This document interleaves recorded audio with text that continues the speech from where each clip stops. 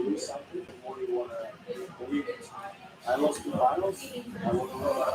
right, here we go. A little U.S. Open tennis. Going live, seeing Novak. You see what Novak can do. Let's get this studio straight here. That mic here. There we go.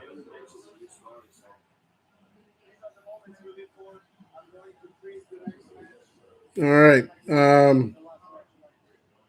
We're gearing up for this U.S. Open final. Let's see if Novak's going to win the slam. I am a homer. I do want him to win the slam. I want to see some history made. If you have any comments or questions, you got that little box down there to the right that you can type in. And I see I got a phone call already.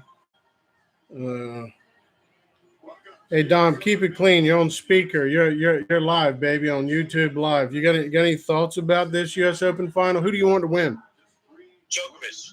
Yeah. I want to see history, man. I want to see history. You know, that's why. I'm going to watch it here with my two sons. Two sons. I'm really excited. Huh?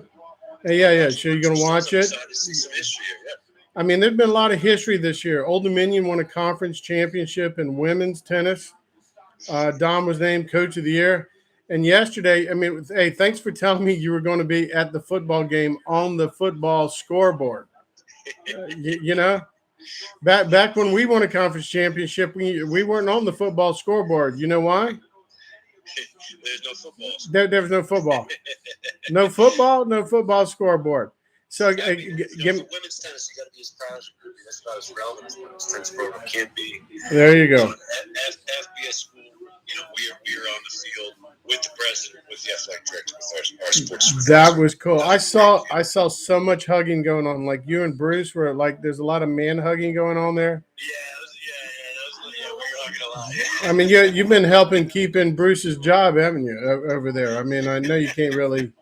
I mean, guy hadn't played a football game in 2 years. I mean, but we won a conference championship, so that was cool. That was well done. I teared up when I saw that going on there, and and there's a good turnout for the game. It looked like there's about 18,000 people or something like that. So that's pretty cool. It was a good number. You know, especially for the home openers. Those really special. Hey, well let's get this match going here. We're gonna look at a little 7-shot tennis. And if you got some thoughts, text me. Give me a call. I'm going to stay live for the whole time here at the Cape. I just need some people to bring me some drinks. Hey, is there anybody out there going to bring me a drink? I'm working here. So anyway, Dan McCain's going to call in. You have a sister, Kim Cummings. Drinking some Kim Crawfords. That's awesome. Yeah, I think she changed her last name to get a free T-shirt. I've never seen that girl before in my life. I mean, she offered to pay, but it was a fake pay. It's like, oh, okay, I got to give you the T-shirt. There's only 2 left. Yeah, the Banana Open is complete here, and the mixed doubles champions have been declared, and they got their stuff. So now we're just broadcasting the first time, not broadcasting. That'd be like we go to jail for that. We're providing live commentary for the U.S. Open. Is what we're doing here. So I'm hoping we're going to get 3 straight sets out of this puppy here. Or, I mean, do you want some drama? Do you want some 7-6 in the 5th? I think Medvedev in 3 straight is going to be tough. So you got to think he's going to be at least 4. You know, and Medvedev's going to come out hot. He hasn't been winning a lot of first sets, so I think 4. Now, do you think Djokovic, I don't want to say intentionally loses the first set, but it seems like he's more concerned about taking your legs away and going deuce ad about 10 times. So he wants to mentally crush you and physically crush you after the first set. Because it does seem weird that he loses the first set and he's up 3-1 in the second, and it seems like the match is over. It definitely feels like guys like that read the match at a higher level than they understood. Hey, you watching that? Is that Brad Pitt at the Open? Is that Brad Pitt to the left? Oh, there's Sharapova. It's unbelievable how good looking he is. Unbelievable. I was just telling him, he's looking at that guy. Well, I'm looking at Sharapova now. Now, Rod Laver. Brad Rod Laver's got to be 105 years old by now, and he has like these 5 women assistant around him all the time. But I thought he did it. Look, he's got a hat on with his name on it. That's cool. Laver Cup. Yeah, I like this guy. Hey, well, give me a call. I'm gonna connect with Dan McCain, get him on the horn here, and let's get deep into this thing. And hopefully the boy. When they split, yeah, okay. You call me. Now, what about if they don't split? Does that mean we're not talking? All right, yeah. Let's talk on the split. All right, here we go. All right, ciao. All right, here we go. First point of the slam. Now,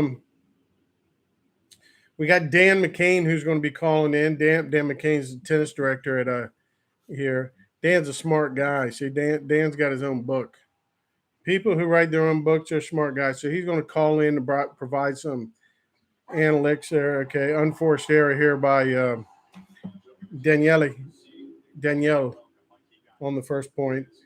Let me turn up the volume here in case we get something going here. So, and I'm going to try to get Dave Howe, the creator of the UTR. I'm going to try to get my man to call in. He's playing some tennis right now, but it'd be nice to have Dave to call in. So if you're a friend of Dave, you know Dave, hey, text Dave and say, hey, Dave, make sure you call Darryl during his U.S. Open commentary.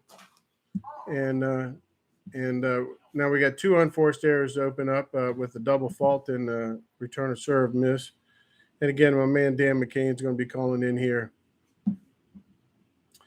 and talking a little tennis.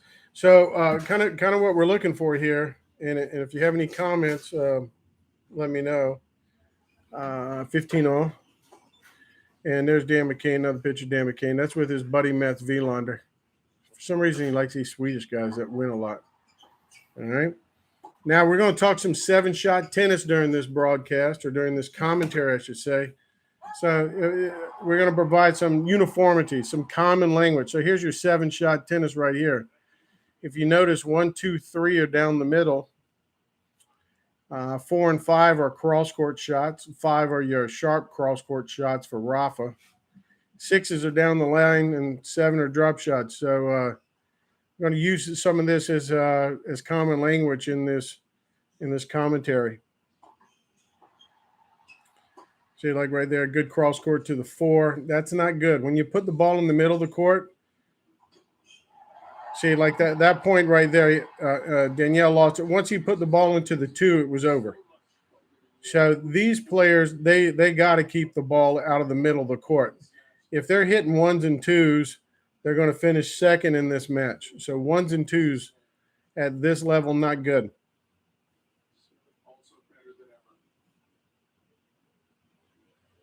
(40-15).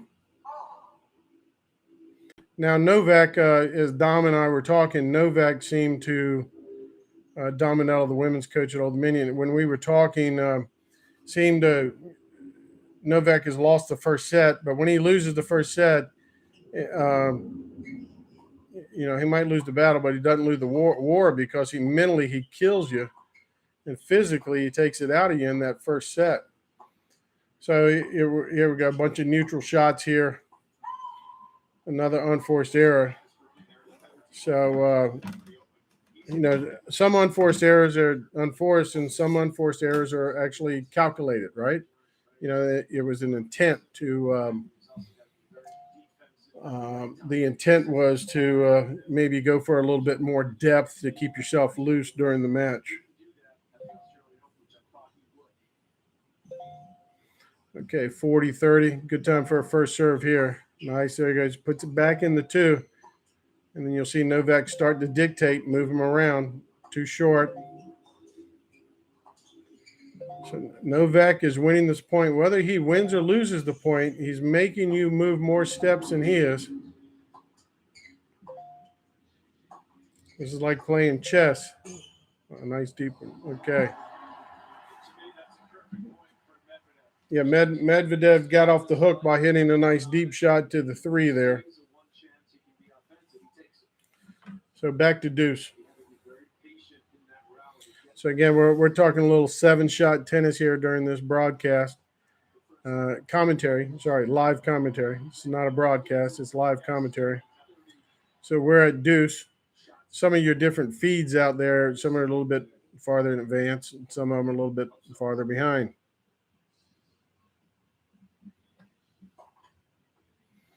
So once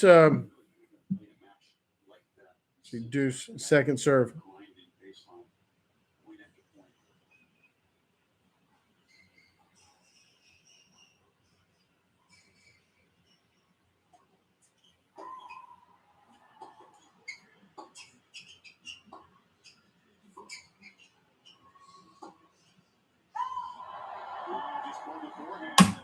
A little unforced error trying to conclude.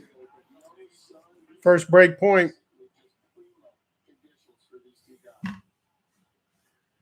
It's a little awkward not having the kind of missed the linesman. Oh man, we got Spike Lee there. I mean, Spike Lee is the Knicks playing. I mean, it's a good event. It's a New York event when you see Spike in the house. That's for sure. You got to give it to the U.S. Open. A lot of celebrities. Saw Alec Baldwin in the crowd. I think I saw Brad Pitt was in there. U.S. Open does a great job of getting celebrities. Wimbledon does a great job of getting royalty. Okay, we got just second serve here.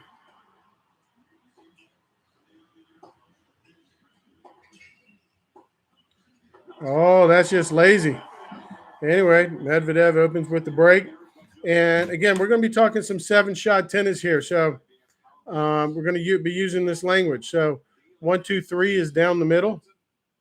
4, 5, cross court. 5 is more cross court. 6 is down the line, and 7 is short. So when we created UTR in 2007, once we got that rolling, when you studied the different levels, it was kind of interesting to notice that the higher the level, there were more combinations. So, for example, they would say, well, Andre Agassi had a great 6 down the line, but really it wasn't his 6 down the line, and the fact that the guy hit some really great 4s and 5s to open up the court. Or Federer in 2017 got a lot better. And the reason he got better, he started to hit his backhand cross court to the 5, down the line to the 6. Previously, when he sliced it to the 4 cross court, Rafa just owned him, and it was he didn't have favorable results. So anyway, there's a 7-shot tennis, which is something that we created after UTR to provide a common language of describing a point and getting an idea of what's going on. And my friend Dave Howe, Dave's playing tennis right now. I'm going to try to get him to call in later. This is my friend Dave. Dave, he created the concept of UTR, and we kind of worked together on the 7-shot tennis. But Dave would study the players and realize that they were hitting into the skinny part of the court, almost like a singles alley, the same width of what the doubles alley is, except inside the court. So if you notice here in the 7-shot tennis, that inside singles alley is about the same as the doubles alley. So these players, these world-class players with UTRs above 15, they sure don't hit the ball in the middle in the 1s and 2s. Very rarely does that occur. Anyway, so what do we got here? 40-15. So you feel like this is a couple of boxers just kind of going at it. Just kind of going at it and feeling each other out, even though Medvedev already has a break.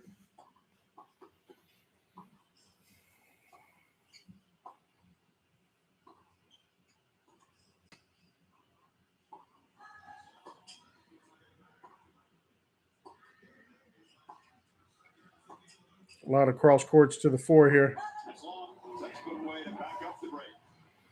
A little bit long. Now, Novak's unforced errors, quite a few of them have been long. That at this stage of the match, that's okay because you're establishing your depth, your penetration, and you can dial it back. If if you're earning a bunch of points off of unforced errors now because your opponent's doing that, that can sort of be fool's gold. Now, I wonder if someone's out there that has some feedback on this. I mean, we have the crocodile on both players. So that's kind of crazy that, I mean, when's the last time the crocodile has played against the crocodile as far as the merch, the apparel, the swag? When's the last time they played against each other in the finals?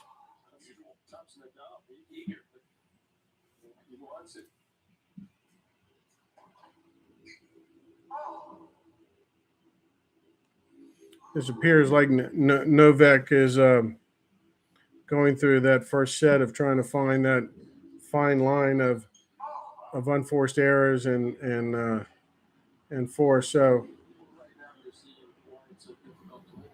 I think the first set the first set he's been a little shaky, and that's just to get his box to dial in and give him some attention probably.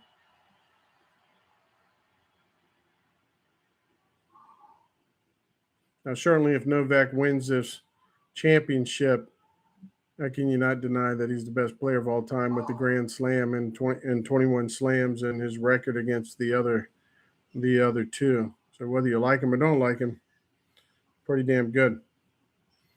Okay, so we got Dan McCain who's going to call in a little bit, and like I said, Dan went to University of Michigan, excellent coach, high performance coach. He's written several books. One of his most recent books is How the Tennis Gods Move, and really great content. It's on Amazon. Definitely a good read, worth getting. And as we're looking at the match here, we're trying to focus on the 7-shot tennis to provide a common language here. The other night they got in some really cross-court battles to the 4-4, with Zavera and Novak.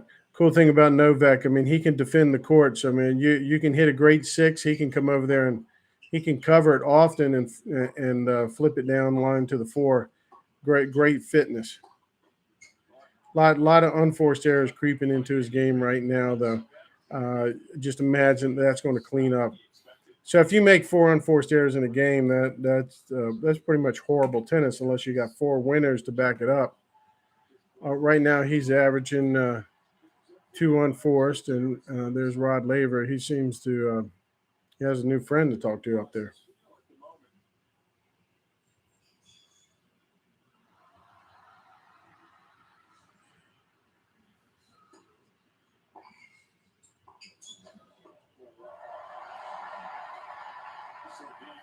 Great wide serve. Novak's off the court, goes down the line for a 6. Easy 4 cross court for Novak.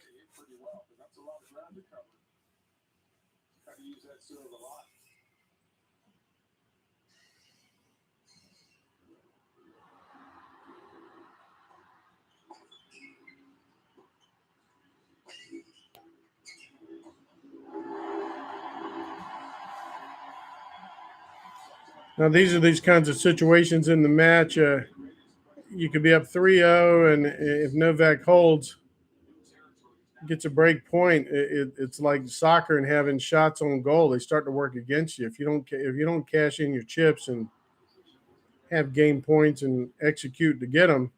Sometimes that works against you. He's hitting his spots on the serve, though. I mean, that was 124 down the tee, but that's a line. And Medvedev, he gives you some room to work with. It's one of the best. I mean, he and Rafa are the best deep baseline guys there are. I mean, they can hit some depth from back there. So we got a little recovery here. 2-1 Novak. So the purpose of this commentary is one time we were listening to the Super Bowl, and I was asking my son what he was listening to because he had his my son Clark. He was listening to he had his Dr. Dre's on, his Dr. Dre earphones. It was during the Super Bowl a couple of years ago, and I asked him what he's listening to, and he was listening to the broadcast of Barstool Sports which provided kind of different commentary. So our little team of people were kind of innovated. I mean, we founded UTR, and here's a 7-shot tennis that we've been working on to provide a common language.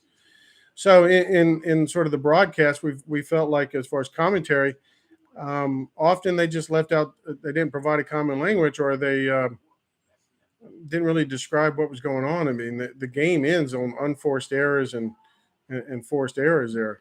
So usually when someone's playing good tennis, their unforced errors and their forced errors are in check.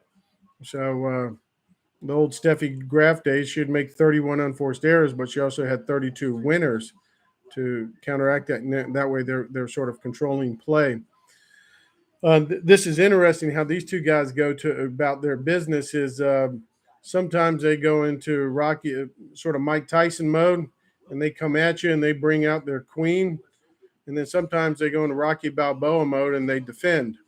And both of them can defend pretty well. And certainly Novak, his flexibility and his movement, he can defend and neutralize points very well. So it's interesting to watch their shots on how close they get to the singles alley there, which mimics the doubles alley. And Novak usually does an excellent job of returning serve to the three, and he neutralizes the point right away, and then he starts pounding at you with some cross court fours. There, Medvedev opens up with ace wide. Nothing to really do about that. It's kind of like a pitch count. Like in these situations, 30 love, they're going through the motions, and then 30 all, that serve doesn't get as close to the line, and then it gets in play. So statistically speaking, the easiest point for the returner server usually to win is break point, because the server serves more conservatively. Here, this is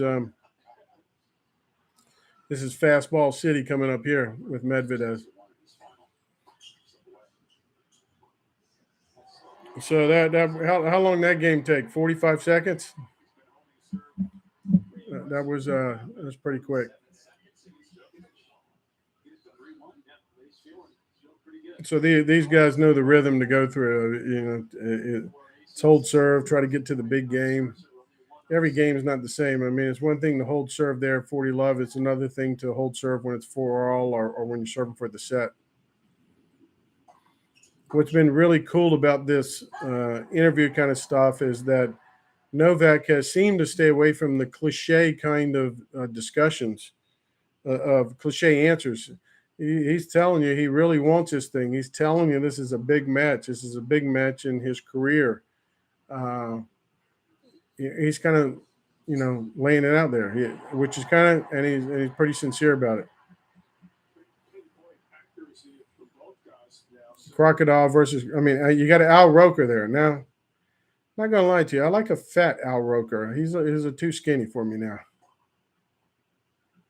I like the bigger Al Roker.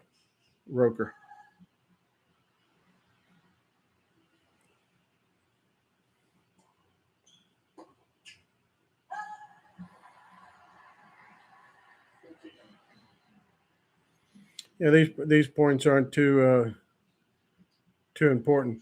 Now, there's Kim Clijsters. I would like to see Kim Clijsters on some of these broadcasts to be a commentator for the U.S. Open. Not that the Martinez and Chris Everts don't do a good job, but you've had them for so long. It'd be nice to have some of the recent retired women in the booth providing some commentary, some different points of view. So again, we're doing this 7-shot tennis, and once we created or founded the UTR, we started to study the different levels, and you could see, like when you watch 2 UTR level 1 players play, these are 2 kids playing inside of the baseline, and they're bumping the ball 1-to-1.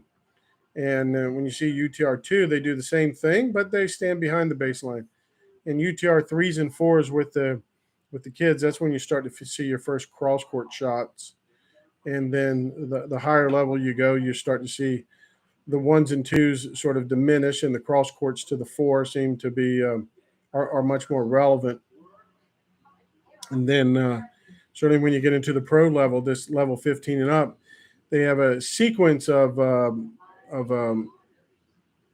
of patterns that they hit. So, for example, Andy Murray has a good drop shot, but it's really not his drop shot that makes it good. It's the fact that he pins you deep with the 4. Or Roffer certainly has a good down the line the 6, but his 5 puts you into the flower bed. And so it's usually a combination, and there's an impact shot. So when you see that winner down the line to the 6, it was impacted by the great cross court to the 5 shot. So that's the kind of common language we're trying to that we are providing and to this commentary. All right, 3-2. Where's Dan McCain? Is he going to call me? I think Dan's got the phone on. I think Dan's on the court coaching up a couple of people now in Williamsburg.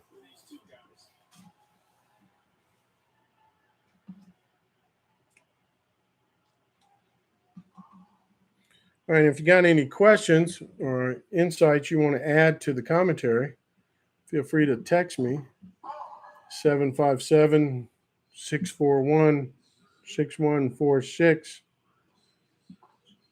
So it's 3-2 Medvedev.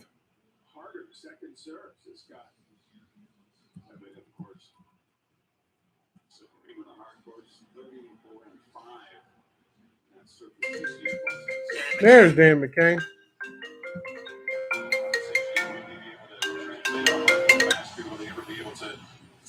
Hey, Dan, are you, what's it?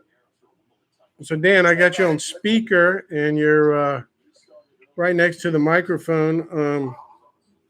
We've advertised the book, How the Tennis Gods Move, so I'm sure Amazon's blowing up right now. And I certainly hope so.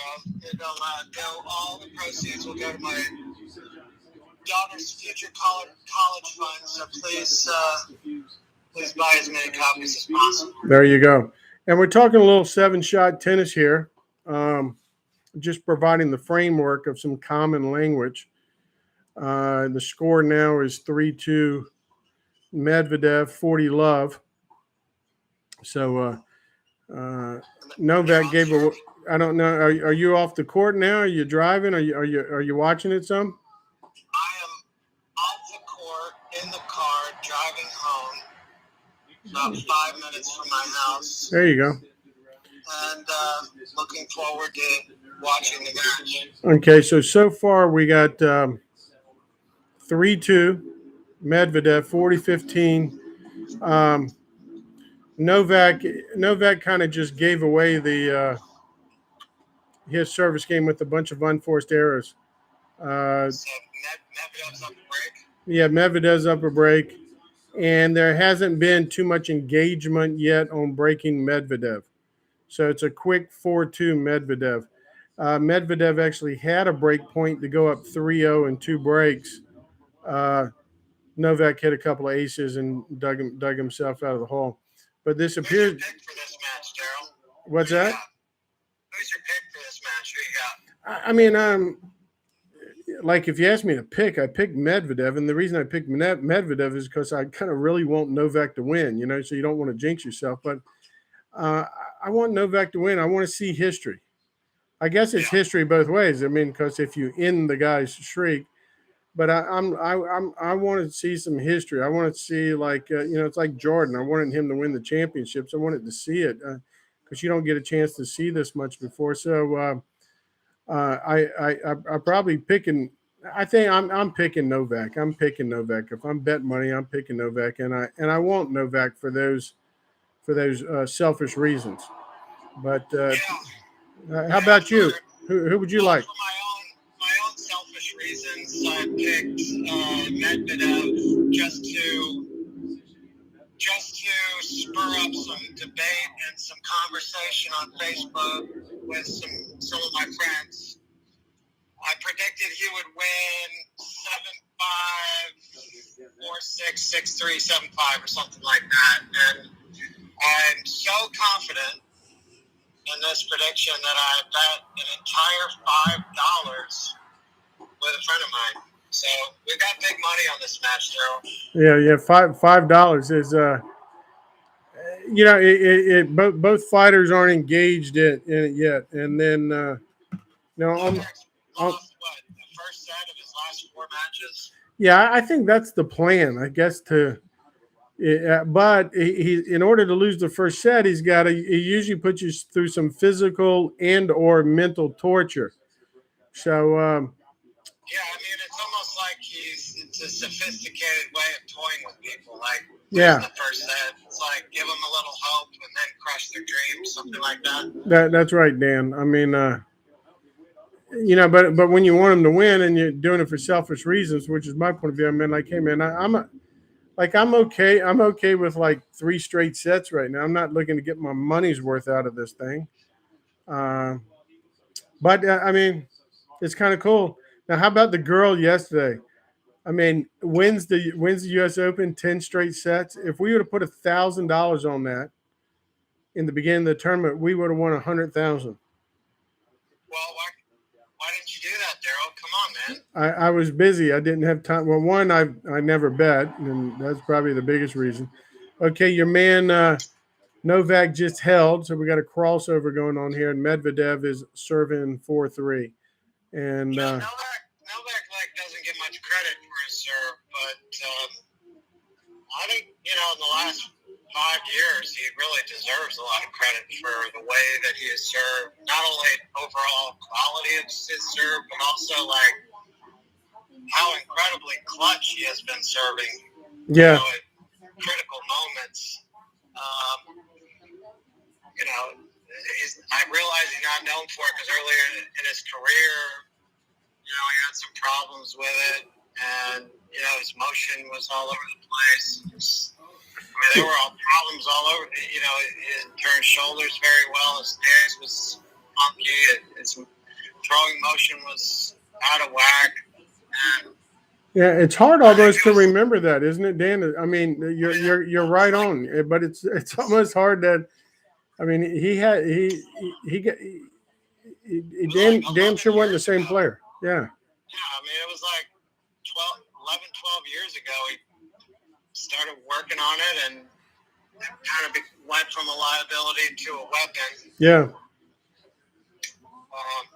And that, to me, that's what's propelled him to all of these slams. Like, when you've got the game to match up with everybody else in the whole world, but it's hard to hold serve. You just can only go so far. But if it gets easy, all of a sudden. Now, I got to describe this scene to you. They're showing is the women's doubles was won by Stozier and so forth. So, and now the team that won the wheelchair division doubles, it looks like they were just pouring beer into their trophy in the stands here and drinking out of it like it's the Stanley Cup. It was kind of cool. That's the way you got to do it. Yeah, that's it. And I think that, they're Australian, so that's kind of normal. There was one year in the juniors, I lost in the finals of the Easter Bowl. I got this big old silver bowl as an award. Yeah. And that night I ate cereal out of it. I didn't know what else to do with it. I could see you doing that.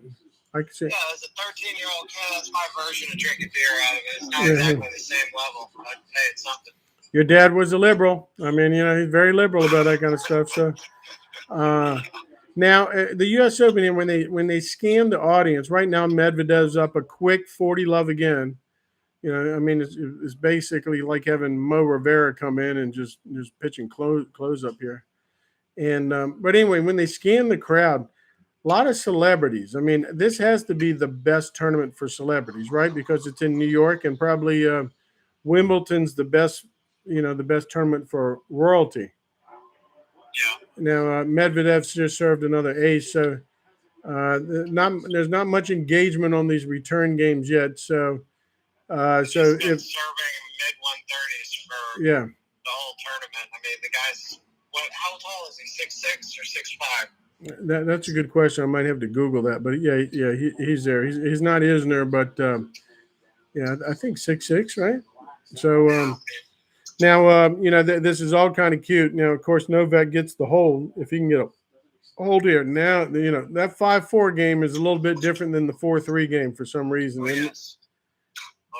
Oh, yeah. Okay, so this is like a when you're serving against the greatest returner of all time. Yeah. So this is like a Broadway script. Novak just made an unforced error in the net on his forehand, love 15. Novak needs to come to the Cape and work with a little acu tennis, I think. I'm sure he has a lot of technology in his game, but hell, what's a little bit more, right? That's right. So, let's go back to 7-shot tennis. Yeah, and now when you're talking 7-shot, I got some clipboards here. So when you're talking 7-shot, the clipboard's up, so the viewer sees 7-shot. Go ahead, take it away. Well, so when you guys were coming up with this idea, you and Steve Clark and Dave Howell, what was the initial goal? Well, I mean, I don't really like the question the way you worded it. I mean, really, Dave and Steve didn't have a damn thing to do with this. I just needed someone to write it down. They're like your secretaries? Yeah, that's right. I mean, my God, they're 70, and I mean, what's Clark? He's 70, and Dave's 75. Well, anyway, no. The initial goal was kind of like UTR. UTR was meant so you could provide a global level, and you could get more players good matches. So it was meant to kind of be like an iPhone. The sophistication of it was in the simplicity of it. Same thing with 7-shot tennis. It wasn't meant to tell some coach how to coach or what strokes to work on, how to work on them, and that stuff. It was meant to provide a simplistic, common language. And whoops, we got Dan back. Sorry, I lost you there for a second. But to answer your question, I mean, 7-shot was just meant to provide a simplistic, common language, and to provide a mental representation for the player to benefit them and provide them a better experience, if you will, and to make the social studies teacher at a high school a better coach, or providing commentary that people understand. So that's the answer. Well, that's a good answer. I just got home. I'm going in the front door. Yeah, it sounds like you have a punch lock and your number is 7213 or something. Yeah, something exactly like that. Okay, do you want to get settled and call me back, or you want to stay live here? It's up to you. We can stay live. I'm just saying hello to the dogs and my wife. Okay. And daughter. There you go. Walking in the door. So you're coming in right at the right time here. Let's see, what's the score? 40-30. Is this that point? Yeah, no, 40-30 for Novak. So then we can see, the 5-4 game. We'll see what everything's about, because I think Novak's going to dial in for the 5-4 game. Yeah, I have a feeling he just may.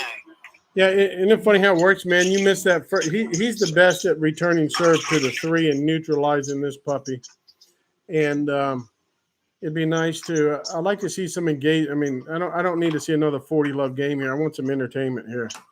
Yeah.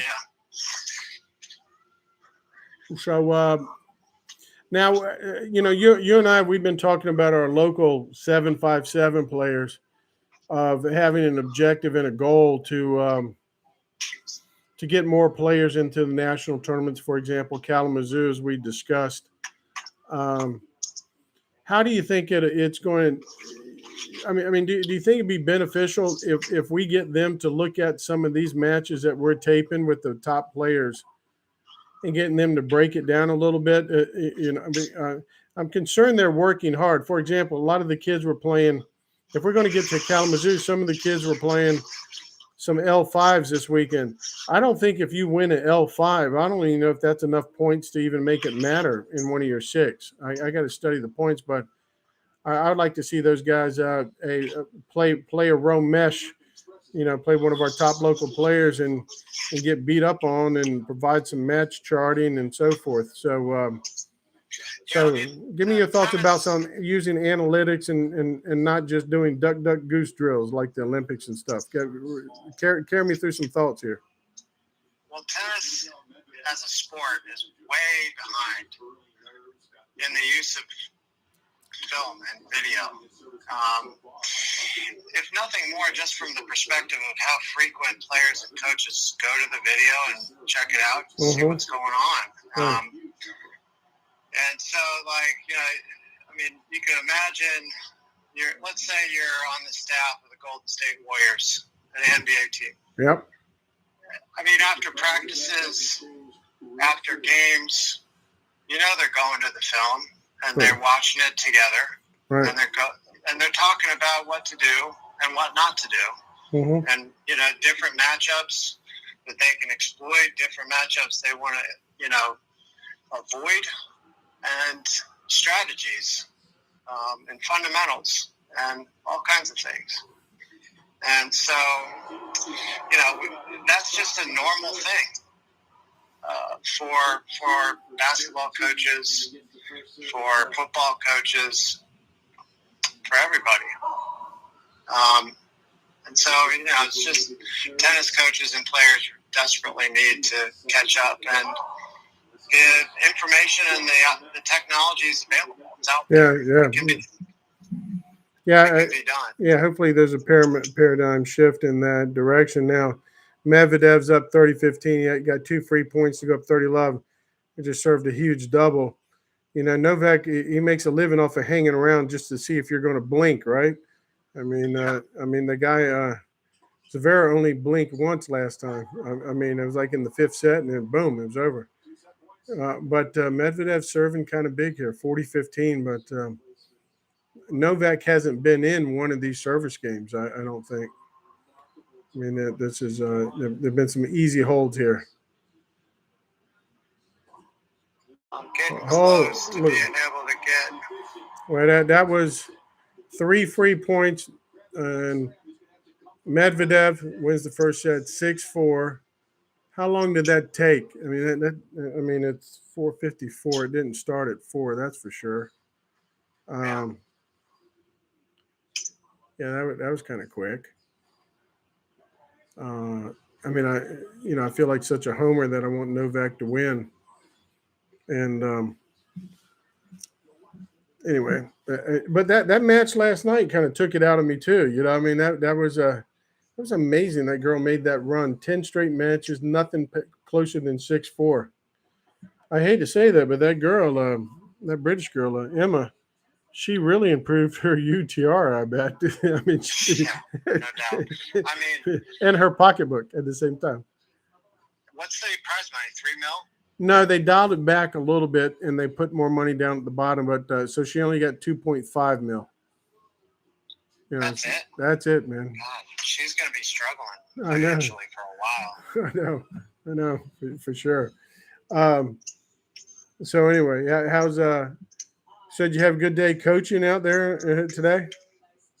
Absolutely. I taught a couple ladies that are about ready to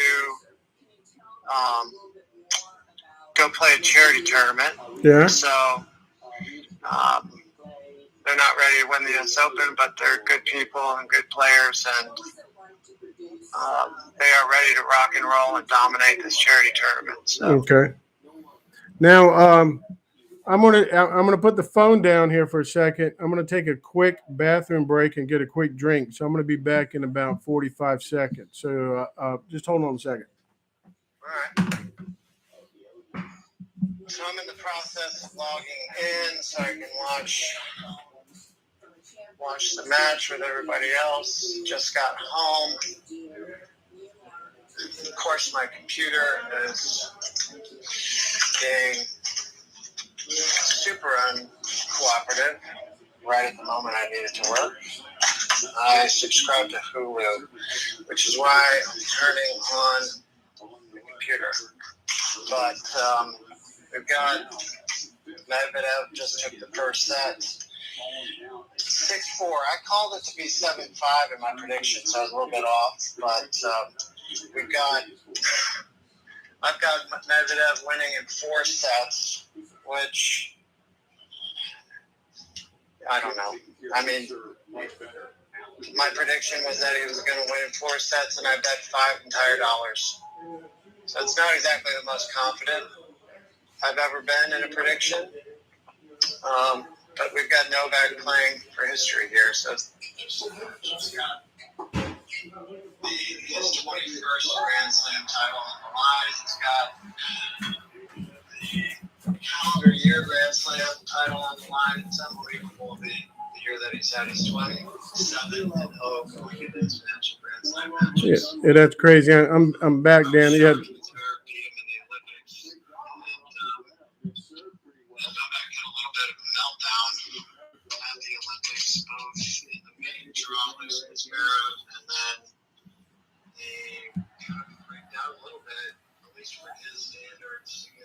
Yeah, I thought for sure I had him down for winning the gold medal in the mixed doubles. I didn't know he was gonna pack it in.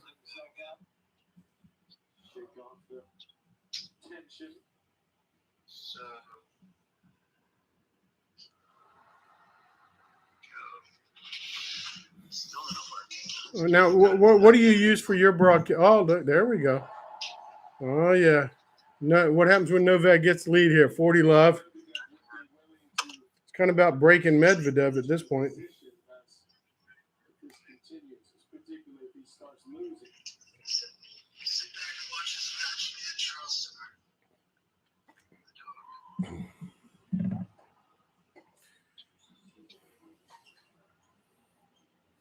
Apologize for my late entrance. Oh. Into the broadcast. I'm sure everybody did put up with Darryl for at least a couple minutes. No, not really. They here at the Banana, we just finished a local tournament here, the Banana Open. I got a banana. Actually, you know how many bananas we have here? Dan, I mean, you're kind of a nutritionist kind of guy. Is a banana, is that too much carbohydrate? We'll have to start pumping out some damn smoothies here. You know? I had some technical difficulties, and I'm back. Now, I'm going to get, where's that box? Oh, look at that box. There we go. Look at the box here.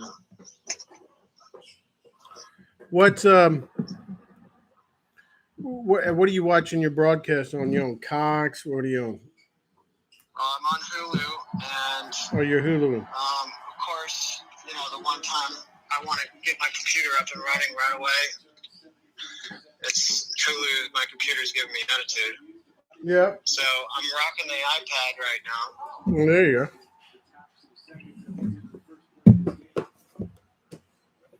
I'm creating some boxes here for this. I asked Dave Howe to call in. So if you got some downtime and you need to get something, ask him to call in. But the dude's actually playing tennis. So what kind of guy plays tennis during the U.S. Open, right? It's unbelievable. Okay. Oh, we got Medvedev. He's damn. When I'm talking to you, all of a sudden it's 1040 love for Novak. I mean, these broadcasters that I give them a hard time, at least they pay attention. I mean, that's I feel someone's coming unraveled here. This is like a stupid drop shot by Medvedev, and it wasn't so stupid after all. He passed him with a half volley down the line. So 40-15. But this thing is starting to feel scripted. Like, hey, let's split the first 2 sets and then let's get it on mentally and physically, right? Yeah. Yeah. So that's he's dropping bombs. Medvedev, he's got a little funky look about him, but technique's pretty good, Dan. Look on his face all the time. Well, Face up the tee. Yeah. What was that? That was probably at least 80 miles an hour, don't you think? yeah. 80 kilometers. I don't even know what a kilometer is. I know it's slower. Okay, here we go. Break point. Second serve. Yeah. Second serve break point. I think I'm ahead of you on the on my view. Yeah, I think so. We're grinding. We're moving a bunch of pawns like we're playing chess. Oh, that was a crap slice backhand. Oh.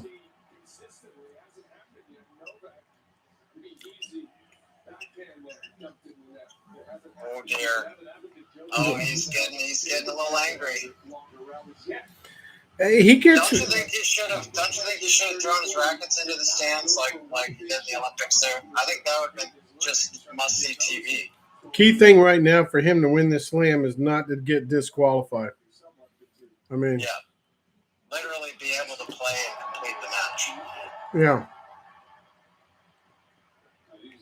He is the only person that has beat him in the last 8 slams.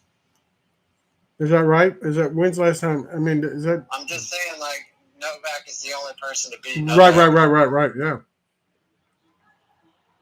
He kind of blew up, but I kind of like that. You asked me about Raducanu. Going back to that,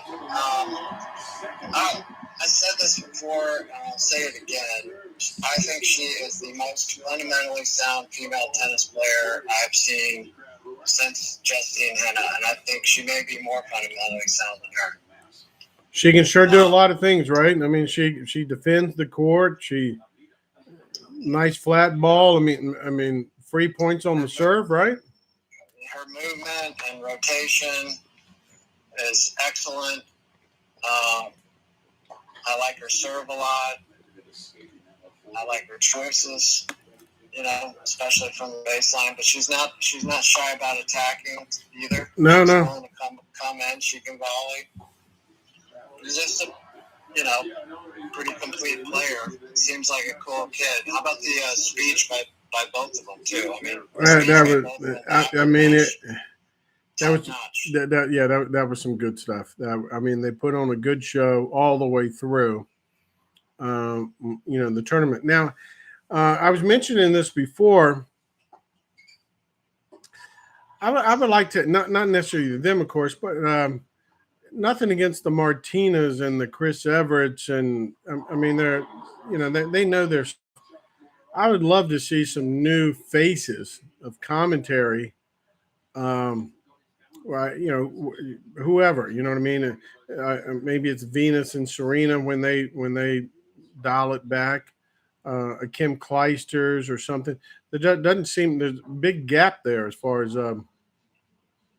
having some female broadcasters or even male. I would love to hear Agassi and Roddick's commentary. I just think it'd be cool. Maybe they don't want to do it. I don't know. Maybe they don't want to do it, but we are starving for new broadcasters. That is for sure. Yeah, the fact that that all the people wanted us to do this commentary, basically, your wife and my wife, I think they just wanted more free time. You think they talked us into doing this? I think maybe we could have a future with this. But anyway, now the problem is we get sidetracked. Like I'm supposed to be the play-by-play guy, and I forget some of the plays. Like, hey, it's a 1-all, 30-15 or something like that. So, but they're going back to those girls. Man, nice Broadway play. I mean, that was some nice – the commentary, the play, and you're right. The champion, she's got some good technique. There wasn't much, somebody did a good job coaching her up. Yeah, very good job. Very good job. Now, what's the score on your broadcast? What do you got? I got 1-1, 30-15 second serve. I'm sorry, 1-1, 15-30 second serve. I think I'm on the first serve. I see Novak bouncing as he's known to do. Yeah. So I'm a little ahead of you. No, that was the second serve. Yeah. It's a 115-mile-an-hour second serve. He loves that slider down the tee on the outside on the second serve. I was researching my latest book, How the Tennis Gods Serve. Yeah. One of the things I found out is that Djokovic hits more second serves to the forehand corner than almost anybody. So forehand corner on the deuce side or On both sides. both sides. Now, I'm holding up the book right now. So how'd you come to pull this off, this book? What was the research like? How long did it take you? That one, the one you're holding up, the hard copy, is Yeah. How the Tennis Gods Move. Oh, yeah, sorry, yeah. And, I mean, it depends on how you look at it. I mean, you could say it took my whole life, you know, Yeah, to do yeah. that. Or you could say, well, it took me 5 years or so to come up with the idea and about a year to write it. And I mean, I wrote it and rewrote it probably 7 or 8 times. Because I just kept reading it. When I would be done, I'd be like, well, this is terrible, so I got to do that over. And this is okay, but it needs tweaking. But it was a lot of fun. I mean, I talked to a lot of really smart coaches, got a lot of good feedback, and turned what was originally kind of a mess into, you know, what it is now, which has been pretty well received by the critics, which has been positive. Now, I noticed the illustrations inside. You did those yourself. I did. Is that because you really didn't have the money to pay a graphics person and you had to suck it up and do it yourself, or is this just straight up talent? I think it's straight up talent. I went to in graduate school, I did graphic design. Okay.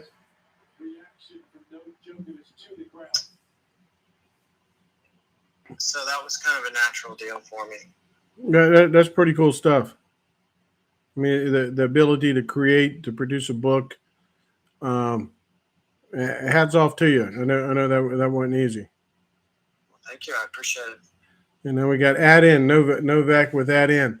So we're going through some of those battle games. I mean, the last game he had triple break point, and kind of let that slip away.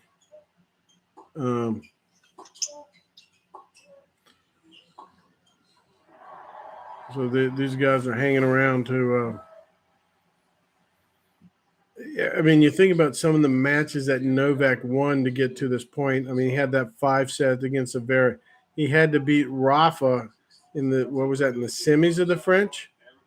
I mean, this is not easy. You're talking about being battle tested. Yeah, Jesus. You know, I mean, I forgot some of the other. I'm sure I forgot some of the other ones at the Aussie Open. Yeah, I mean, some of the things this guy's been doing is just out of this world. Yeah, he's had a couple of runs, not just this one.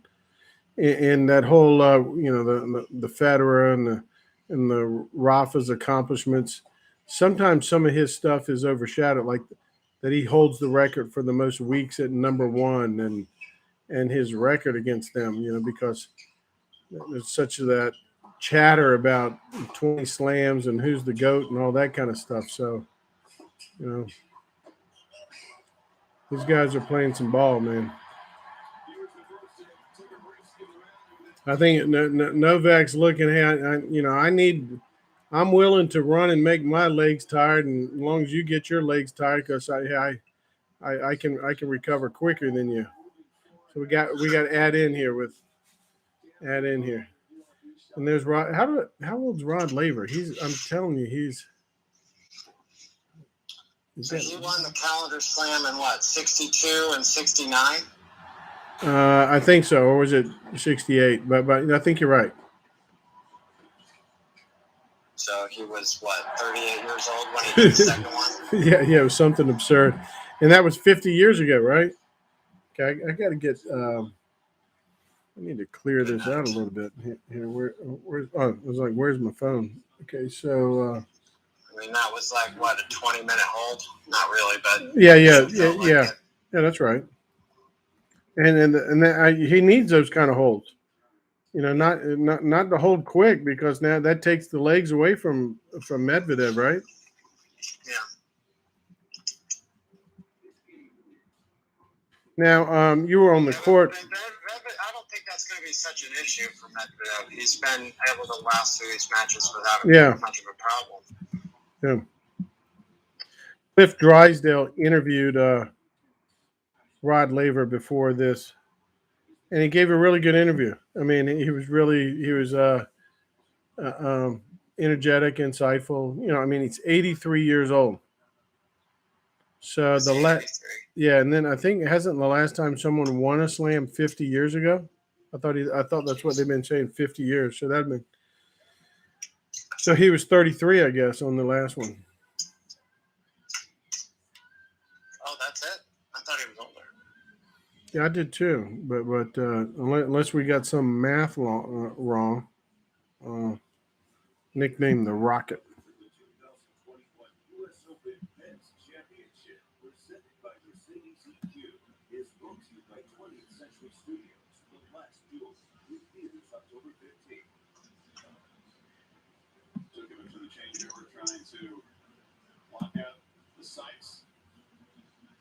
Yeah, a lot of celebrities there, man. They're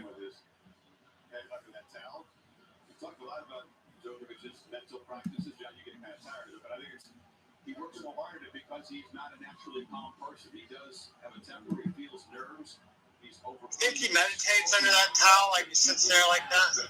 I mean, this guy does some stuff. I mean, it's like he doesn't have bones and ligaments. He's like Gumby, and he's. What do you think he meditates about? Like, you know, I'm hungry. I'd love to have a cheeseburger, but I'm gluten intolerant, so I can't. Stuff like that. I have no idea. I mean, these Serbians are kind of tough, right? I mean, maybe when you meditate, isn't the goal to think about nothing? It's hard to think about nothing. Yeah, really. I mean, that's the ultimate goal, to be in the present and think about nothing. Uh-oh. He just stole a point. This comes down to, he just stole a point. God, I mean, just not ready for that volley at all. Come on, man, you're better than that. Yeah.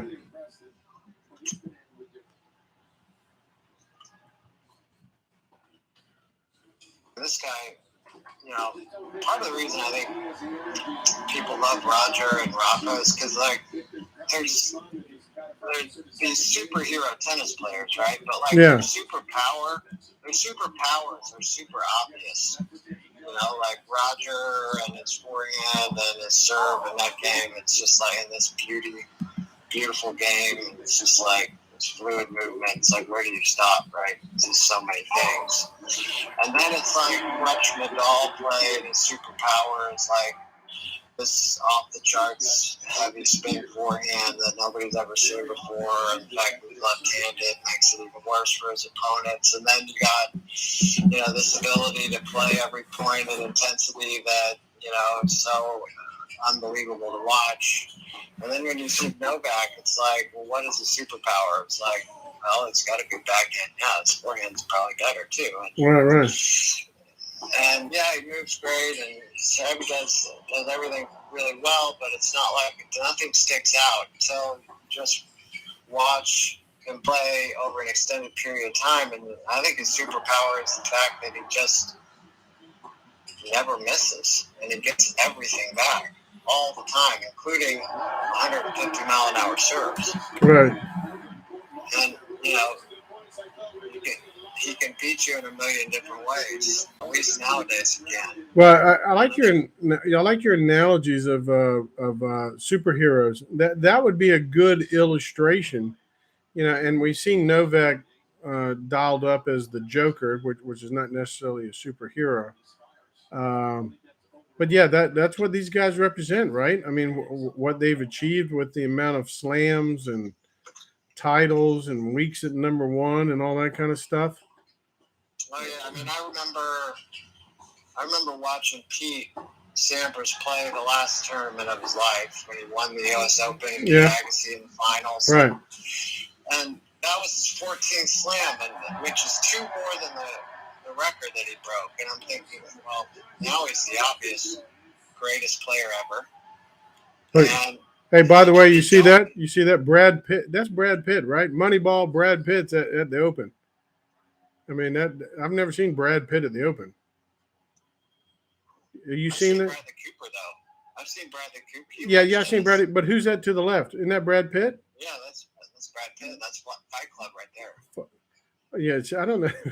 I saw something on what a TikTok with these guys. Anyway, yeah, I never seen. I don't know. I wonder how much they paid for a ticket. What do you think this is going for? Oh, he's spraying balls. He's spraying balls, Dan. I mean, it's well over 1,000 for sure. Yeah. There we go. I mean, that arena, what's that, 18,000? I mean, 18,000 people to watch a freaking tennis match? Is that it? I thought it was more. It could be more. I got to go to the research. Why don't you carry me on the broadcast here? I got to research it. How many people at the... I'm predicting Medvedev's going to get 3 aces in a row and he'll beat you all. No. I mean, that's... It's not going to happen. Yeah, but it has happened already. Now look at Novak's eyes. You know, the return is... I mean, his eyes are big. Yes, very large. Oh, and he missed the first serve. Second serve. Okay, so let's see here. We got us a break point, second serve. Wasn't a bucket serve. Holy cow. The let. What are we replaying? Why are we replaying? Yeah. That wasn't even close to a let, was it? No. I think something. Somebody lost their job. What? I don't know. I mean, did a ball roll? Maybe somebody farted or something. Could have been. You think it could have been the chair umpire? I have no idea. Anyway, hey, but Novak's not complaining about it too much. Maybe like the chair umpire ripped ass right into the microphone. It could play two. Okay, we're back to the second serve. We're back to the second serve. For lunch. This is a big deal. He's in the chair. Was that what the? Oh man! Got another second serve. Holy cow! They just played a. Oh my God! What do you see that point? Jesus! Oh, Novak wanted to send that ball into the stadium. Good thing he didn't hit it right at that ball boy. Yeah, they do it cross court so well, but I always feel like it's more open down the line. Yeah, oh yeah. It open in both cases. Yeah. This is a Novak kind of game, though, man. You these battle royals, tug of war games. Let's see. When does he get it back to neutral? Oh, another unforced error.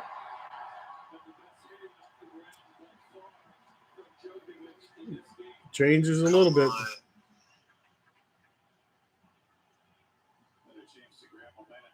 Yeah, I was talking to Dave Hell about this the other day when Zverev was playing in the semis against Djokovic.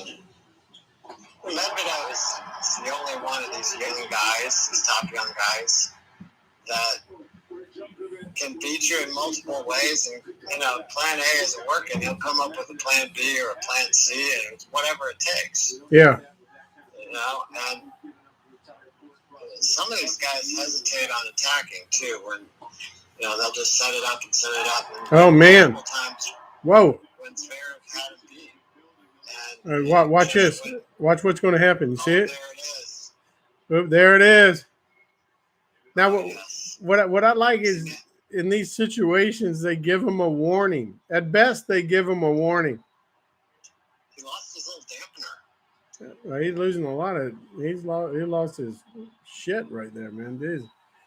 Hey, but if I was playing for a career Grand Slam, not a career Grand Slam, but the Slam, a calendar Slam. I mean, I'm just saying you wound up a little too tight, right?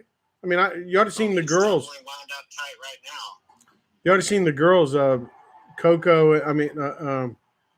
Coco Golf and McNally and McNulty or whoever she was playing with, man, they were chucking some rackets. I mean, you're competing for a U.S. Open championship. I like a little racket throwing. Yeah, why not? Yep, And no, once that racket's broken, yeah, I mean, to me, it's like green light to throw it into the stands. yeah, Oh, that's yeah. right. I like some emotion. This is entertaining. I mean, that Rafa Federer thing, not so much. That's just a lot of sportsmanship.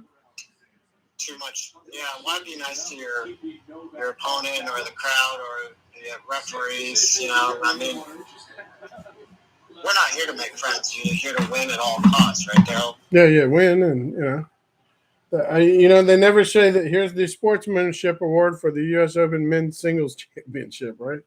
Yeah. Maybe if they monetized it. Well, McEnroe made a living off of Are You Serious?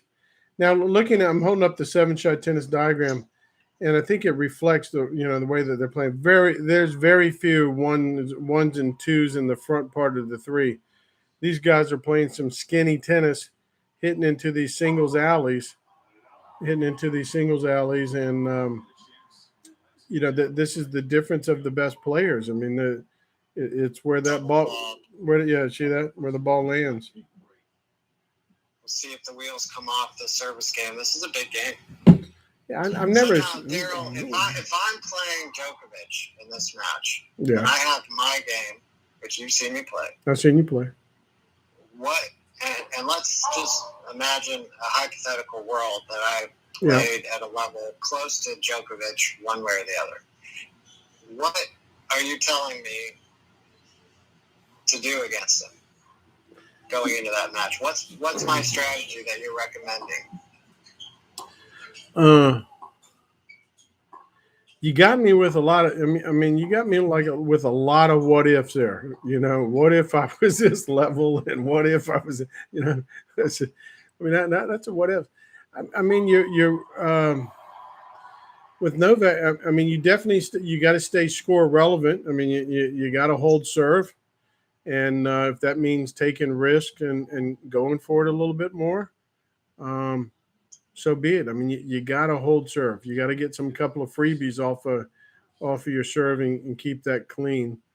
And then I mean, what do some years ago they saying this guy had no weakness. So you got to hang with him. You got to hold serve. Now breaking serve. That's I think you probably got a better chance of breaking a serve than holding serve, right? I mean, I agree. So you got to get free points. I mean, that's the only way Medvedev is holding is getting free points. Once the point starts. I mean, here's a better question. What would you tell, if you're Medvedev's coach, what are you telling him to do against Djokovic going into this match? I'm telling him, hey, you keep going for the big serves. And I mean, you don't have to bomb, but you got to get some free points and high percentage of those first serves in there. I mean, Medvedev has been doing beautifully, getting a lot of free points on his serve. So at this level, you got to hold serve, and you're going to need a couple of points of freebies that don't come back, or they come back. You've kicked it wide, and it comes really short. To the two, and you just got to clean it up. But you're not just spinning balls in, thinking about getting the point started. Yeah. Now, I mean, if I'm playing, I mean, I would try to hit as many short angles to the 5 as possible. Yeah. If I'm getting into rallies, because you can't overpower them no matter how. Right. Ball if you're going deep the whole time. Right. Rafa does a good job with him, right? Even though he doesn't always win, he does a good job with that. Yeah, I'd be using the slice. Yeah. Novak slice as well, but it's not, it doesn't hurt you like the other thing. Good point. I take that. And I'd be slicing him short too. Yeah. I thought, what's that young kid's name that took him 5 sets into French Open with a one-hander? Oh yeah. Sets, 7-6. Yeah. Shit, what the hell is his name? I don't know. What nationality was he? It was this Spanish guy. Mhm. Now, that's going to bother me. I'm going to look it up. So, but I thought he had a great strategy, because he had a lot of high top spins. He just got broken. He just got broken. So that's you're up 2-1. He was up 2-1. 40 love lost the game, and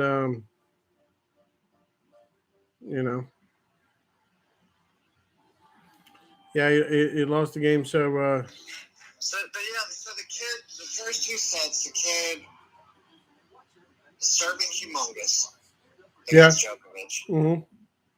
and he's serving wide a lot too, like really a lot.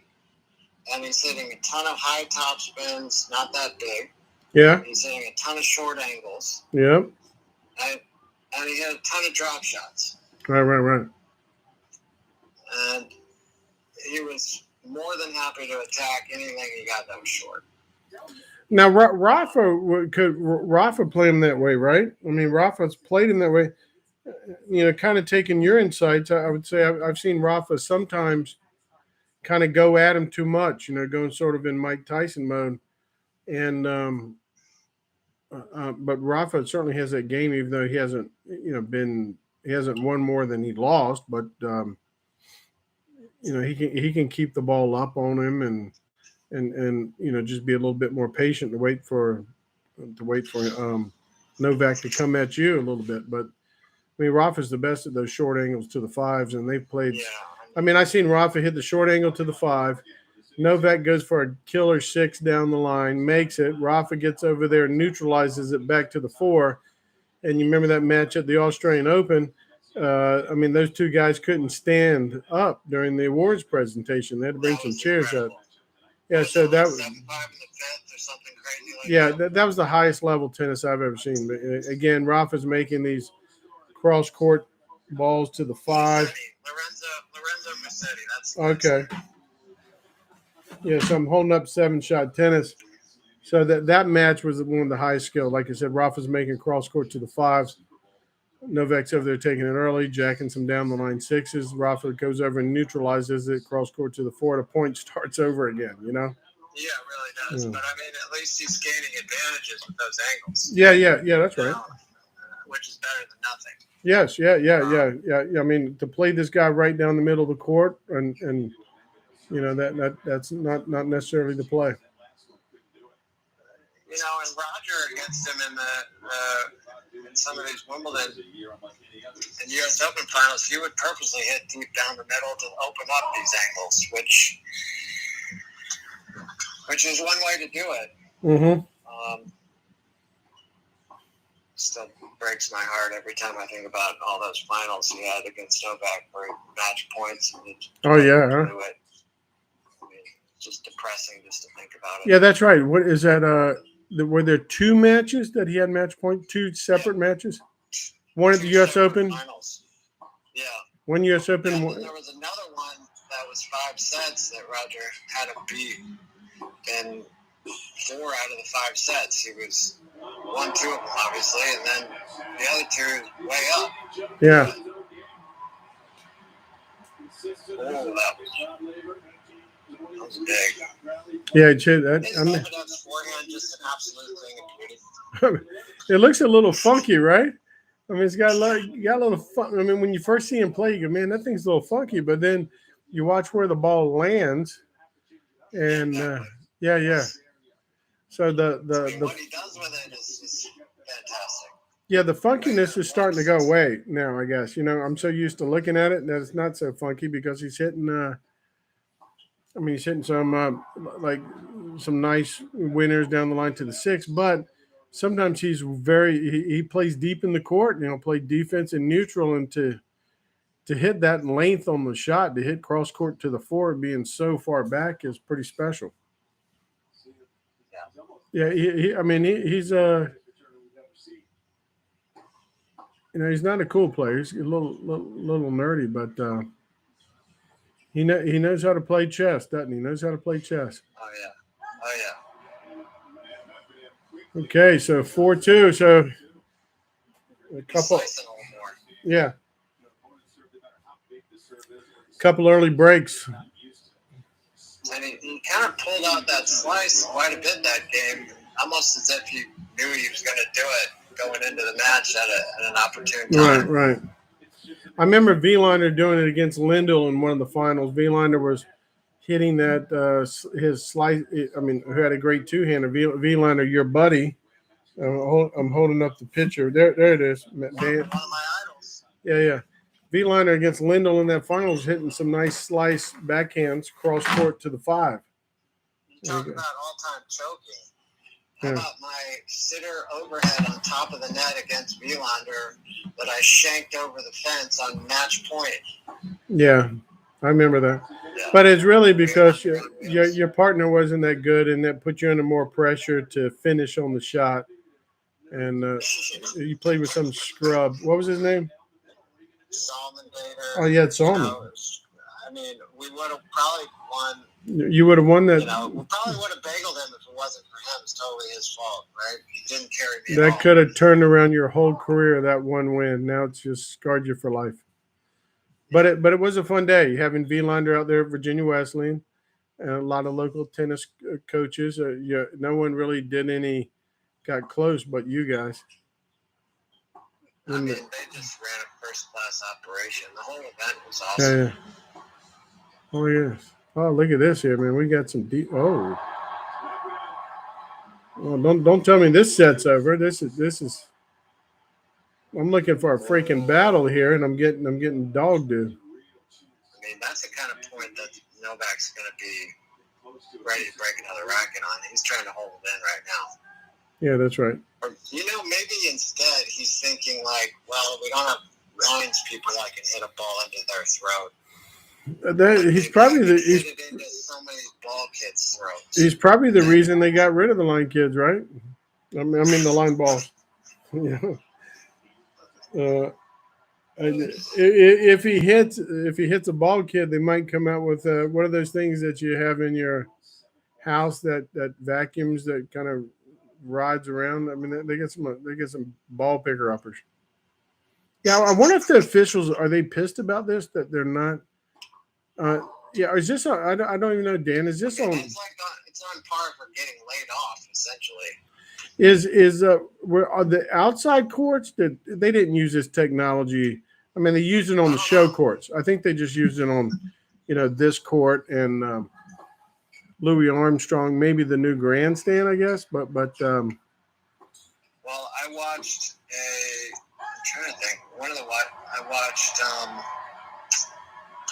watched one of the matches in one of the smaller courts, and I don't think they had linesmen there either. Yeah, maybe I don't know if it's all out, but that'd be a bummer, I mean, you work your way up the line, the totem pole to be the top official and make that trip to the U.S. Open. Hey, sorry, we don't need you anymore. I watched Taylor Fritz play somebody. Yeah. And I don't remember there being, but I can't remember. I was more engaged in the match than the linesman. Now, you recently just took a trip to the USTA National Campus. Had you been down there before? First time. That was your first time? Well, I didn't know that. First time. Now, what do you think of that place? It's kind of big, right? It's freaking awesome, man. Yeah, huh? Quite a...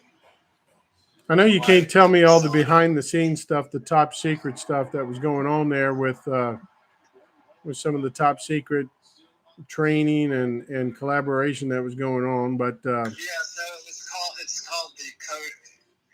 The event that I went to is called the Coach Developer Academy. So that's what it is for coaches that run these coaching education and certification workshops. So there was a number of people that do that from the USPTA and USTA and PTR. Yeah.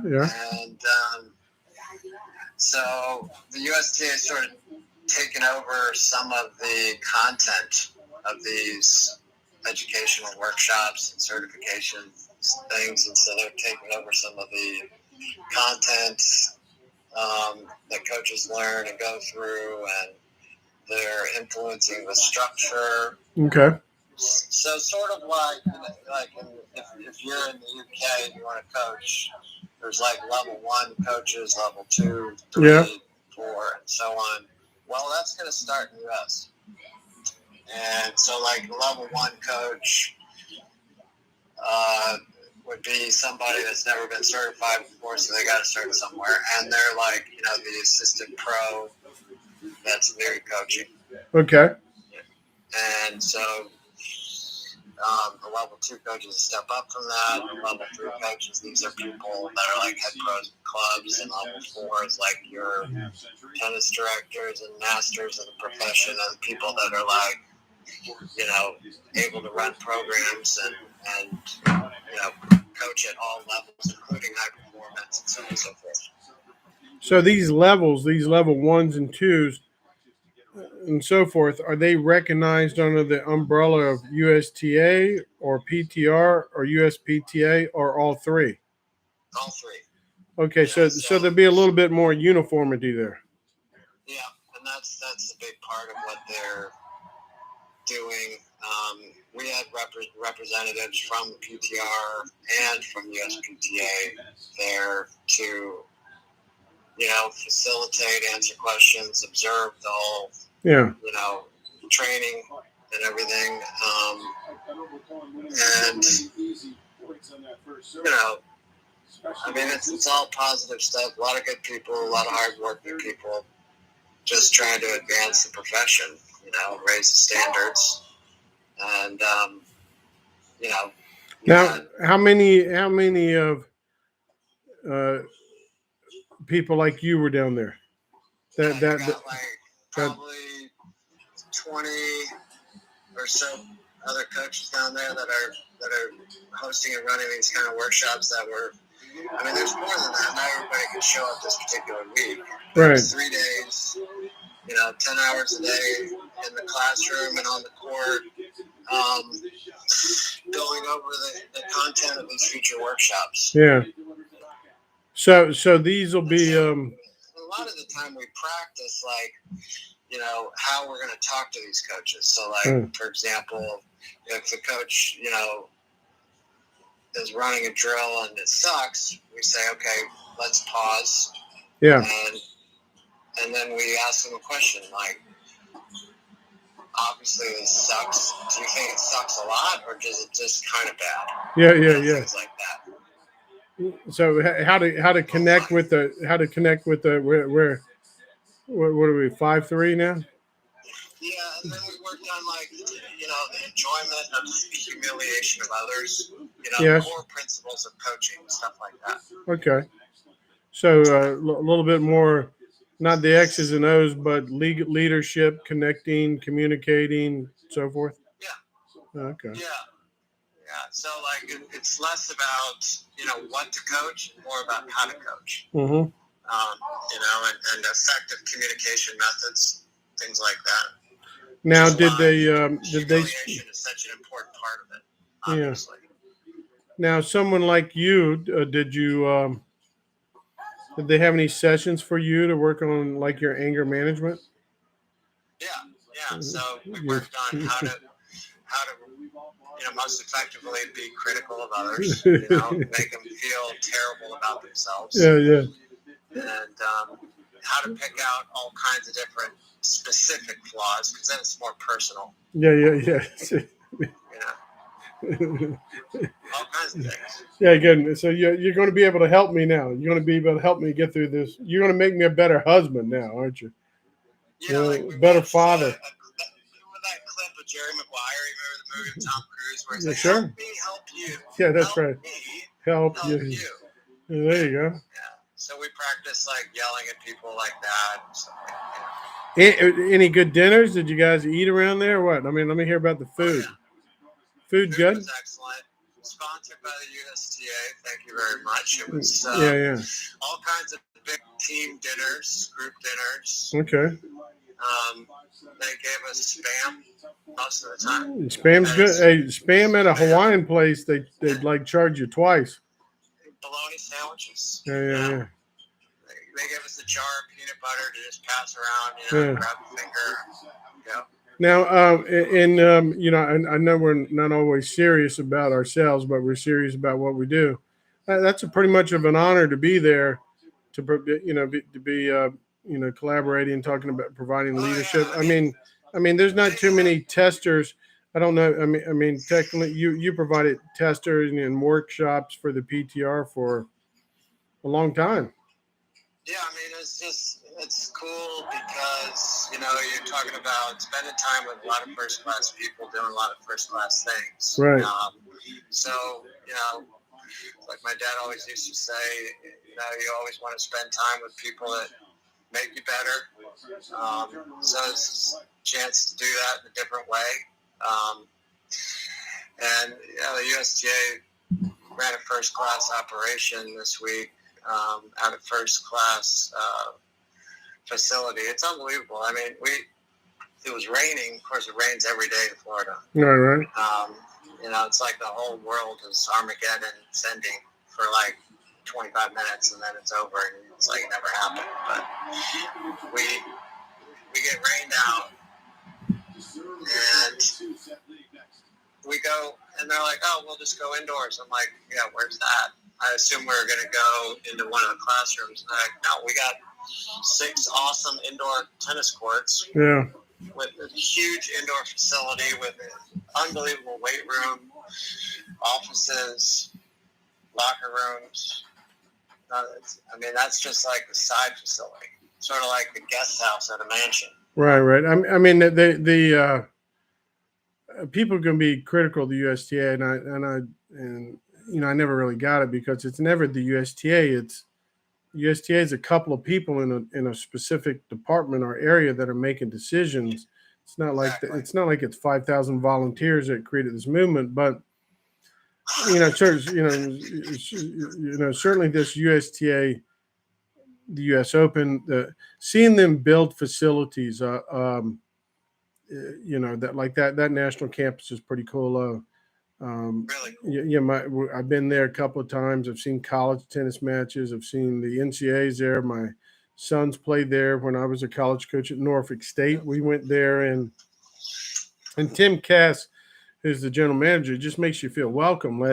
So if you have an event, like if we wanted, it's not proprietary. If we wanted to do an event down there, we can. You can rent the courts, lease the courts. So it definitely feels like. It feels like it's your facility. And in the parking lot, I mean, right out there is the USPTA with John Embry. I mean, they make that clear. Hey, this is your facility. And of course, I was telling John, I know it's my facility. It's my damn dues that are paying for this thing. And John was serious. He goes, look, it's your place. You can come here. So I had my RV there, and I was like, well, John, if that's the case, where am I dumping my black tank? I'm like in Uncle Eddie mode, where. But it is a special place, and I hope it. We got to make some road trips down there for our adult customers and our 18 and under sort of crowd too. So here's Medvedev serving for it again. Second set, 5-4, 15 love. Just got a freebie with the curveball wide. So I'd like to see if we can just get some engagement here and get some balls in play. I'm looking for a Broadway play. I'm looking for some drama here. I mean, this is one of the reasons why I thought actually Medvedev had a chance, because that first serve is just so massive. But it's not the pace; it's the fact that he places it so well. Yeah. There you go. I mean, you said it right there. I mean, he could almost tell you, "Hey, I'm going to hit this slight little curveball down the tee," and you're not going to be able to cover it. And that's It does help being 6'6". Yeah. Yeah, I guess so. Yep.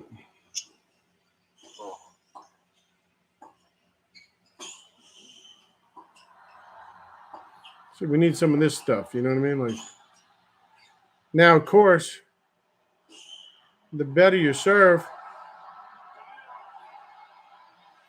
the better you serve, the looser you can be on your groundies, right? You can. Oh, he made it. Yeah, he made it down the line, huh?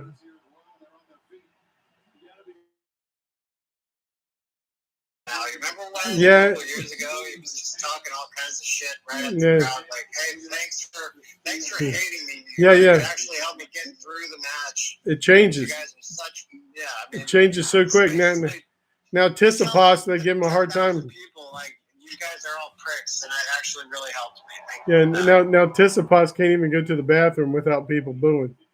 I know, right? Yeah. No, I mean New York's cool. They'll change with you really quick. Oh yeah. They're looking for a storyline, and if you got it, they're rooting for it. But if he holds here, I mean, this is going to be either be a match real soon. We're going to need to get a break, right? Or Yeah, I mean, I could just, I got the TV on mute, yeah, but like I could just hear Fowler or like McEnroe. Oh, the double fall is probably nerves. He's not nerves. He's up 40 love. He should go for 2 aces. yeah. You know. You think Fowler gets confused? You think Fowler gets confused? Like he thinks it's a college football game? Yeah, I know, right? I mean, he's a first-class journalist, but yeah, he is. I always feel like Everett, when she's working with him, or McEnroe or Gilbert, they're sucking up to him to think that, hey, that one day Fowler's going to ask you to do a broadcast. There's Brad Pitt again. I wonder who they want to win. I mean, I guess. I want to see Brad Pitt, Fight Club, Bradley Cooper, just cold cock him and see what happens. Well, that's a hell of a. Oh God. He spray painted that thing.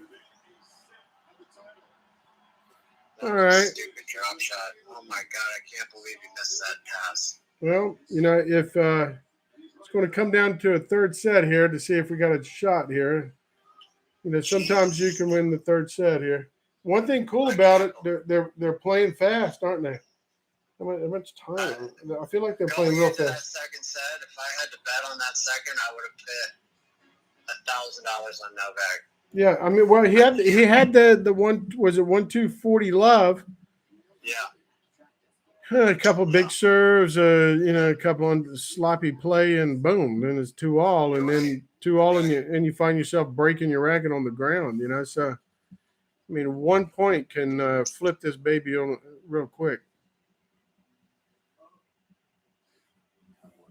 I mean, it's really too bad that he didn't, continue to break rackets in that changeover. That would have been theater. Wait, who was that? Remember Baghdadis went through his whole bag one time at the yes. That was beautiful. See, when you break a racket, and what's cool is you break the racket, and then you sit down, you're still pissed. You break. So he broke 3 or 4 multiple rackets, and he gets a warning. You know what I mean? Warning. I mean, if you break one more racket, shouldn't you be going out like in a white jacket? Like, hey man, you're just crazy when you're breaking them on the crossover like that. That's the cooling off period. Baghdadis was fun to watch. Wasn't he? See, I kind of like the characters that we have now. Even though they may be hard to identify with and understand, the Kyrgioses of the world. There's. He gets a lot of shit from people, but he is fun to watch. Yeah. I always want to see. You never know what he's going to do next. Yeah, that's right. Why it's fun to watch. Yeah. He's got a massive game that, at one point in his career, he had a winning record over all 3 guys: Novak, Roger, and Nadal. Yeah, he should. He should. I don't think that's true anymore. But no, he should have shut it down. He should have shut it down then. Yeah, because he definitely gets up for those 3 dudes, right? Yeah, and now it's like, with COVID, he kind of didn't really feel like being out there. Was trying to help a lot of people back in Australia, did a lot of charity work, and then there were all the fires that he was helping out with. He's a good guy. Yeah, I think so. Just think because he throws chairs like Bobby Knight on the court that he's a huge asshole. He's really not. He's a good guy. Yeah, he's a good guy. He just likes to throw some tantrums once in a while, which is okay, I guess. Now, what do you think about? Okay, so we got a new set here. Got a hold server. What do you think Grand Slam Cup's going to be like? What do you think? I'm sorry. What do you think Laver Cup's going to be like without the big three? So I went to the Labor Cup with Solomon in There you go. Chicago, and that was unreal. What? We actually watched Djokovic play Kevin Anderson. Anderson beat him in a third set tiebreaker, believe it or not. Which in Chicago, Kevin Anderson being a University of Illinois graduate, I mean, Djokovic had no idea what was going on. But you had once I think Novak was up a set and a break, and once Anderson broke back, evened it up in the second, the whole thing turned into a college match. You had these college age kids sitting 3 rows up from the court, and all of a sudden, the crowd goes silent, and these guys just in the middle of the point, You got like that. Then you got 10,000 people chanting the same thing. Really? And you got Kevin Anderson on the run hitting a passing shot to break them, going up a break, and you got the whole place just reverberating, vibrating, going crazy. The whole building was shaking, and Novak's looking around like, "What the hell is going on? What is this?" You had no idea, right? No idea. No idea. No one had any idea, right? I mean, no one expected that to break out, right? Oh, it's unbelievable. And so, what do you like about Laver Cup? What do you like about Laver Cup? I mean, it's a great event for you. Well, the fact that you get the best players in the world all together in the same place, playing each other, that alone is amazing. Mm-hmm. Then you got a 6 stadium, and you had one match at a time. So you had no matches to choose from, just one match. It's the only match. So everybody's there. And it's just unbelievable matches all day long. Mm-hmm. And then you got these players you don't normally get to see play doubles or playing doubles. I watched Federer and Djokovic play doubles together. They actually lost to Jack Sock and somebody. Yeah. But mostly it's just the fact that they were so into it, all of them, into the team atmosphere. And you talk about college matches. I mean, this had a college feel to it because it was a team deal. And it was so much fun. It was electric. And this, it's kind of an exhibition. It's the first game. Yeah, no. If you break in the first game, Novak's going to lose his shit. Yeah, I don't blame him.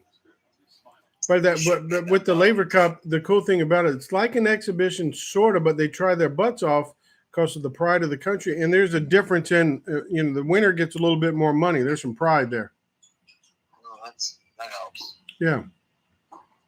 I think, the fact that Roger and Rod Laver are the two that spearheaded the whole thing, at least as figureheads, nothing more. I don't know who's totally behind it, but the fact that they're, figureheads of the event, being as well liked and well respected as those two are, that helps attract more people, more of the top guys. Damn, Dan, we got us a break in the third, man. Damn. I mean, this is big. Yeah, this is horrible. There's Maria. She has good candy. Doesn't have too much sugar.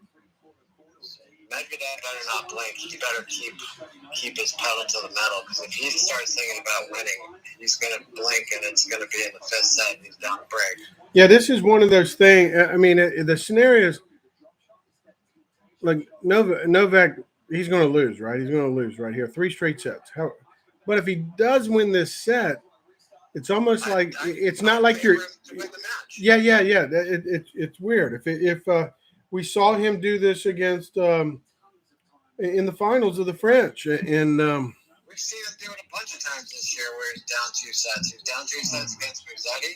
Yeah. In the French, he was down 2 sets against Tsitsipas. And by the way, I was here listening to Tsitsipas talk recently about his bathroom break stuff, and he was like, "Hey, Djokovic taught me that. You remember he wins the first 2 sets in the French? Yeah. And then he takes that bathroom break." Now you know. Back to the next player. So we Yeah. really could blame all the sits and pass bathroom break stuff on Novak, according to Stefanos. Yeah. Now Novak told him in his little remarks after his semifinals match, he sort of got into New York, said, "Hey, look, y'all take it easy on Tsitsipas." Oh, there's Roddick. Roddick and Tracy Austin. That's a weird pair. Yeah, really. What do you think they're talking about? I think Roddick's asking her, so what? How do you think my wife is? Yeah, Something yeah. like that. Kind of like what? Hey, Tracy, what's the worst thing you've done in your life? And Tracy's probably saying, "Well, I didn't eat my vegetables one night," or something like that. And then Tracy was like, "What's the worst thing you ever did?" And he goes, "Well, I can't tell you." So yeah, they look like they got nothing. Now look at these guys, the coaches, man. They're praying. I guess we're not getting our bonus money. Who's the guy on I your don't know. left, our right? I don't know who that guy is. Oh, to what on the left? Physio? Yeah, must be. But where is Goran? They're not showing him. Is he not here? I guess not. I don't know. No. They're showing his primary One of coach. the best moments in tennis history is when he won Wimbledon. I've watched that final so many times. Which one? Who? The one where he beat Fed? When Ivanisevic beat Rafter. Oh yeah. You still, yeah. He's like crying in the middle of his last service game. Like praying to the ball. Yeah. Like, please go in. When you watch the highlights, you think he's going to lose. You still don't think he's going to win. Yeah, he's double faulting, he's serving. He's Raptors hitting sick passing shots, unbelievable touch lobs. Yeah. Double faulting. Oh. Novak's coming in. It's a little bit of a desperate move. Yeah, that's right. He's Plus, when he comes in, sometimes it's like almost a bluff, Yeah.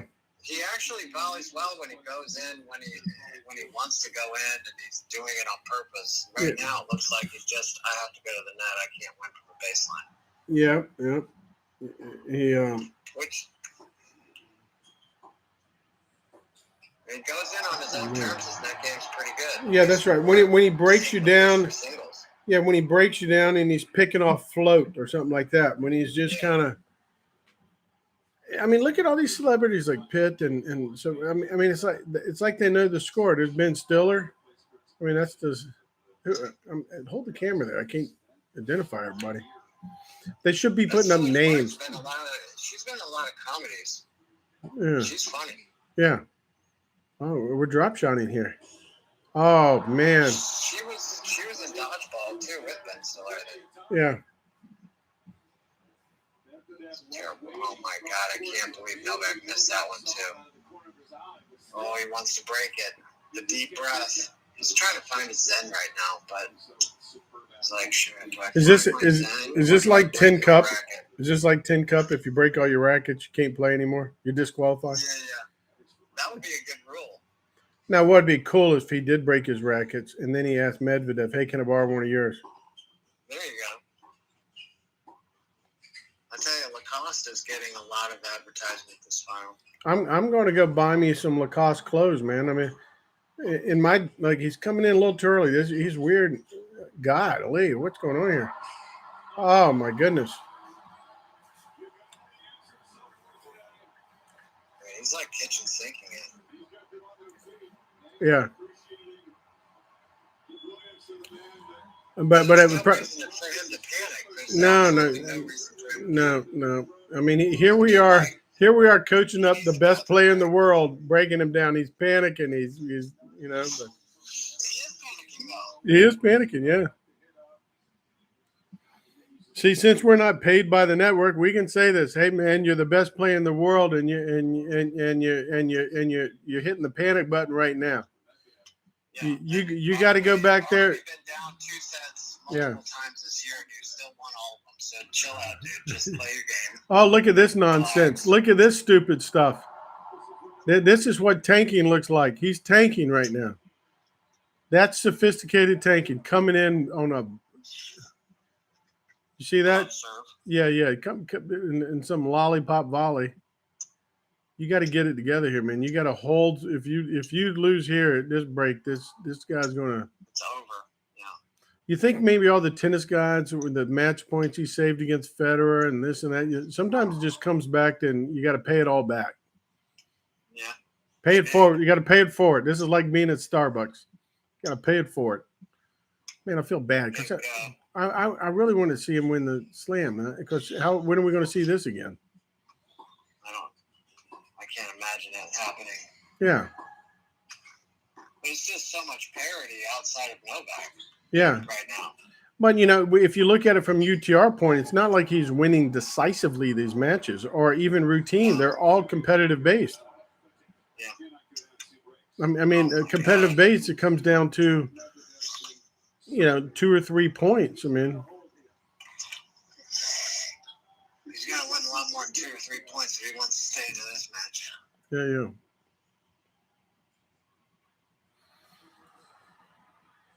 Now, has Medvedev, I don't recall, has he made a finals of a slam before? Yeah, he lost to Rafa. Yeah. And he put a good. Rafa in the U.S. Open in the final in 2019, and he won. He lost to Djokovic in the finals of the Australian this year. Yeah, and what was the score of that match? I don't recall. What was it? It was pretty routine, right? Was it 3 straight? It was 7-5, 6-2, 6-2. Yeah. In the finals of this year's Australian, wow. Which is kind of an ass kicking. Yeah. That was not a competitive match. It didn't meet threshold.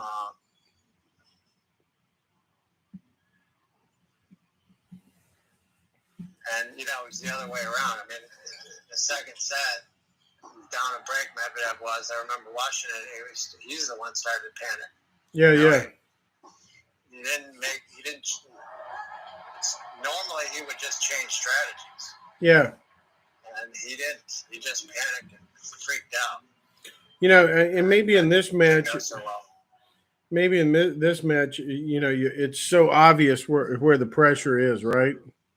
And who has the pressure, and you.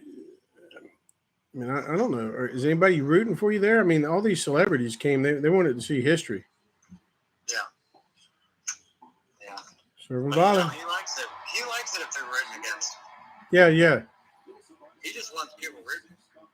Yeah, that's right. That's a good way. Which, I can understand that. Like when I was playing in college, all these Big Ten matches, some of our home matches, we had a lot of people. And it was great having a crowd with you. But like one of the biggest crowds I played in, at least it felt that way, because was against Michigan State, and it wasn't that big of a crowd, but it was a smaller venue. So like, you get 100 people in there, it feels like 1,000. Right. And you got people going nuts with every shot, every time somebody does something good for the Spartans, but all that energy from the crowd, like you can use that to your advantage. It's energy is energy. So like everybody's going against me in those matches. Yeah, but it was still electric to play in, and I still drew from that energy. Now, was Ohio State, when you played at Michigan, was Ohio State wasn't what Ohio State is now, right? Just dirty. Dirty. Actually, so this year, here's a stat.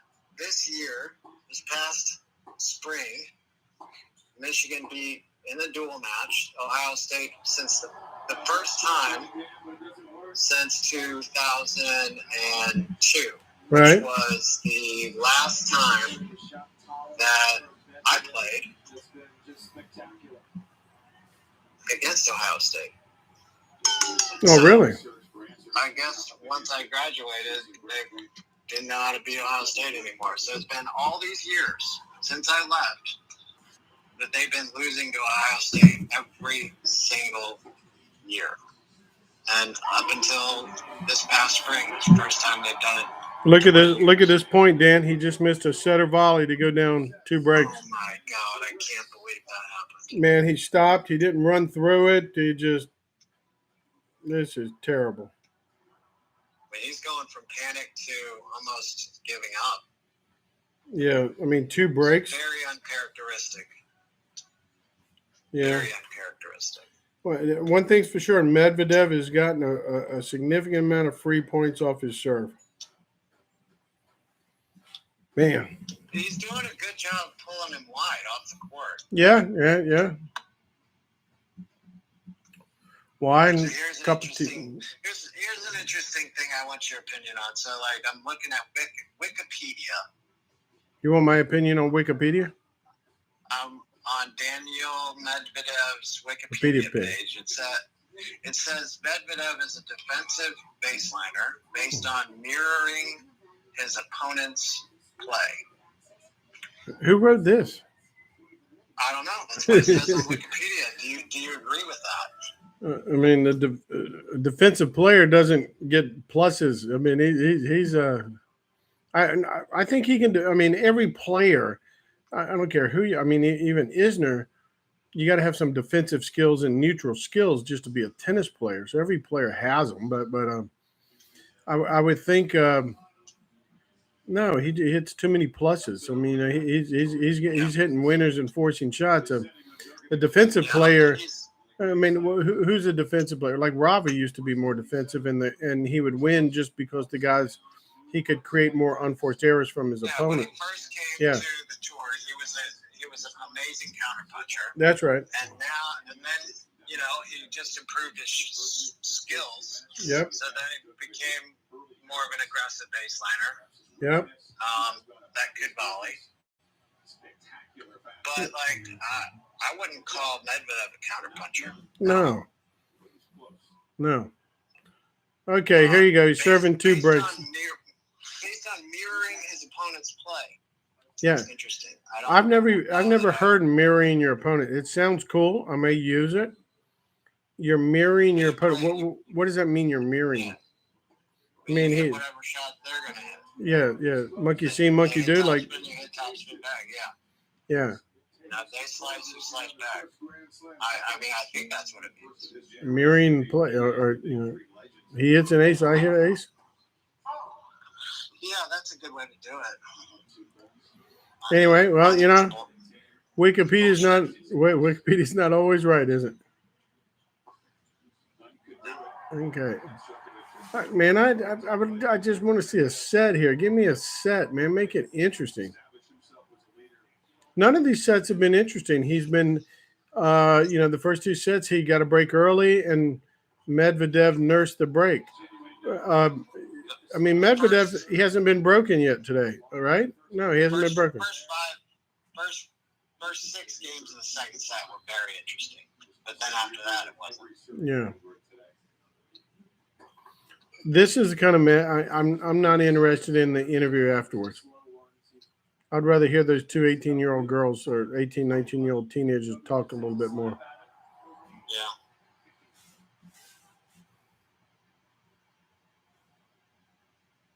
Oh, you slapped that return. That was Medvedev's number 2 in the world, huh? An angry return. Yeah, that's right. Medvedev's number 2 in the world. I mean, he doesn't have a chance in points to catch. I mean, just think about it. Novak's going to feel so disappointing, and he's won 3 slams this year. That's a hell of a standard. And he just didn't run that ball down. He didn't even try. 4-0. That's weak. Yeah, that's the cool thing about America and playing here. We don't care how damn good you are. Criticism is criticism. This is a weak effort right now. Weak effort. He's like resigned.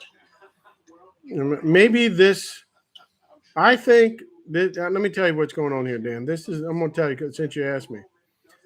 This is the tennis gods saying, "Look, we saw Federer, and Federer. There's nothing in the tank. We're getting some knee surgery, right? Rafa lost at the French. Confidence went down. Injuries come about. Superficial injuries come about. He doesn't play Wimbledon. He doesn't play the Olympics. He doesn't play the U.S. Open. Maybe what's going to happen here, this is the end of it. Sometimes because, again, this guy wasn't dominating everybody, beating them in decisive scores. maybe this is the end, and all three of those guys are going to end with 20 slams. You Maybe. really think so? I think he's gonna break the record. I'd be shocked if he did. I mean, I kind of be shocked, but like right now, you just got to lose one match, and Medvedev. It's a good point. I mean, this shit is fragile. I mean, yeah, it's fragile. So Medvedev wins. Zverev beats him at the Olympics. So they're creeping up on you, right? They're absolutely, you don't need the whole field to come to your level. You just need and you need a couple of guys to shut you down in the semis and the quarters. Yeah. I mean, Maybe it's over, but maybe this is the end. And I'm okay if they all three have 20 championships. I'm kind of tired of them, actually. I want to see some new stuff, if they just, well, maybe this is a master plan. They're all going to retire together. Because, I mean, Novak is, how old's Rafa? He's like 35, and of course, Federer's older. And so Rafa's 35, Novak's 34. Yeah. I mean, all it would take would be one injury. Yeah, he's been injured. You never know what's going to mess with somebody's confidence. I mean, you never know. We see people lose finals and slams before, and then hey, Beth. weren't the same player. Hey, Beth, for the broadcast, is there any way crushed ice with a limonada? Do you want anything, Dan? Are you good? Yeah, actually, if you could send me up to Williamsburg some Scott, orange crushes, that'd be great. Orange crushes. We have orange crushes at the Cape. Dan, can you believe this? You coach high-level tennis at a place that's a bar. You're basically coaching at a bar, food and restaurant. I'm just a glorified bartender. Yeah, that's right. That's right. Yeah, what about if this was the end? Because you never know when the end is the end. Now, of course, this. It's definitely the end for Roger. I mean, Roger's the end. Rafa loses at the French. If Novak loses at the Australian Open, if he doesn't get 21 at the Australian Open, I think it's the end. Because he's good. I mean, that's his slam, right? That's his automatic slam. Someone beats him there, like you said. This stuff gets fragile real quick, Yeah. Like they're talking about the girl. Look at this. They're talking about the girl. Yeah, the girl Fernandez. Remember Melody Houdan? She gets to the quarters. She's going to be the next big thing. You never hear of her. Yeah. I mean, there's no damn guarantees in this business. No, not at all. It was guaranteed that he's serving aces. That's for sure. That was a shitty drop shot. What the hell was he doing on that one?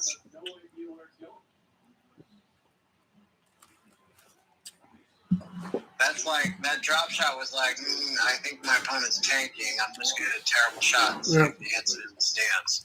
Hey, Dan, hold up a second. We got a little advertising segment we got to do here. Oh. Hey, if you want to buy the book here, How the Tennis Gods Move, some other Dan's other publication, you can go on Amazon. This book's on Amazon, and some of his other books are on Amazon too. So you can purchase it. All good stuff. And all right, Dan, back to you. We had to do a little advertising there. Pay the bills. Well, thank you very much. So what do we got? We got 30 all here. Oh, Jesus. I thought this was going to be our first live commentary. I thought we were going to have like 7-6 in the fifth, you know what I mean, or something special. That would have been cool.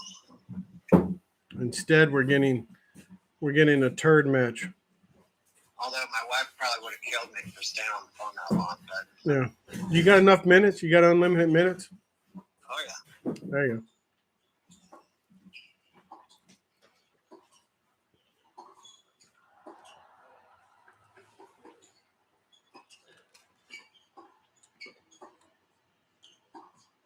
God. Big rally here. Yeah, but watch how it ends. Damn unforced error. See, he's just hanging in there longer. Mm-hmm. that's getting into Novak's head. He's like, I'll stay out here for as long as it takes in these rallies. And Zverev should have known that. Yeah. You know, like Zverev was too many early point errors. Yeah, that's right. If he would have been willing to just hang in there as long as it takes, that would have been a difference maker, but he wasn't. Maybe our man Novak is just out of gas. He Now, you know, the cool thing about it is he's pretty gracious. You know, like I think you know, I've seen Rafa. He's a little bit condescending when he loses this kind of match, and then then Roger I've seen just break down and cry. I think Novak keeps it in perspective. Now, look, there's Rod Laver. I would love to ask Rod. I would like to put a lie detector on him. Hey, are you rooting for him to break to be a slam or not? Now, let's just do it with a lie detector test. You know, that would. I thought of that. That'd be. I thought of that earlier this week. It's like the Dolphins. You know, that 72 Dolphins or whatever, they're undefeated. Right. They actually get together and put the jinx. Remember the Patriots lost in the Super Bowl. Root against people, so they don't have any undefeated seasons. Yeah, I like that if they say something like that. Honest about it. Yeah, that's right. Very hey, honest about it. like I don't want the guy to break my record. Yeah, I mean, who would? But look, this whole chasing the slam thing. You know, it's made Rod Laver relevant. You know, and then Federer names Laver Cup after him. Well, those are shaky balls. I mean, you realize 3 years in a row, Roger was one match away from the slam, calendar year Grand Slam. What was it? The French? 3 years. So, because 3 years in a row, he wins 3 majors out of the 4, and those same 3 years, he loses to Rafa in the finals of the French. Well, the problem with the French, he just had a bad draw. He had a bad draw. He had to play Rafa in the final. Yeah. Well, one of those years, he was up a set in a break. Yeah, and then the wheels came off, didn't they? Well, then, Nadal just started being Nadal on clay. 5-1, 30 all. Think he breaks him here? I think he serves the ace right now. Yeah, that was pretty good. I can't believe he's up 5-1 this set. Yeah, hey, there's your bluff serving volley. He was not prepared to hit a volley. He was just, hey, you hit it in the net, and Thank God he missed it. now he hasn't broke. I've been so intrigued about our conversations here, and our stat boy Nolan. Where's Nolan? I mean, where's stat boy? But I don't think there's been no break. Medvedev hasn't been broken all day. And now he did have love 40. I think there was another game where he had break point against him. Man, you're talking about, holding serve is a big deal. It helps you win matches, doesn't it? Yeah. Helps when you're 6'6" and you can hit 140 miles an hour in the corner. Oh, yeah. You think he holds here? I don't know. Maybe some nerves creep in. See, he's past that though. This is. Well, I think, I think he's past it. The nerves are on. Yeah, the nerves is on Novak's side apparently. I think Novak is starting to think right now what he's going to say when he shake hands. Yeah, probably. That enters your mind. That people, club players don't realize. This is my time. Yeah. Club players don't realize that pro players actually have those kinds of thoughts too. He's going, man. Yeah, maybe he's thinking about, I'm going to have a nice gluten-free dinner, go back to the hotel, probably break some rackets. Now, I think of Medvedev as more of a, he's like an athletic chess player out here. Smart guy, smart player. I mean, I don't know if I'm just stereotyping it due to him being a Russian. Now, Novak changed his shirt. Did Novak change his shirt? I changed to a different color or something. Just I put on like a bright yellow. You got a new shirt. It's a little late for a new shirt. That should have happened after the No, first you set. should look at that forehand. That's it, man. There it is. Got a new. What was the other shirt look like? I'm telling you that's a new shirt, isn't it? Yeah. Yeah, he had blue on before. There it is. The equalizer.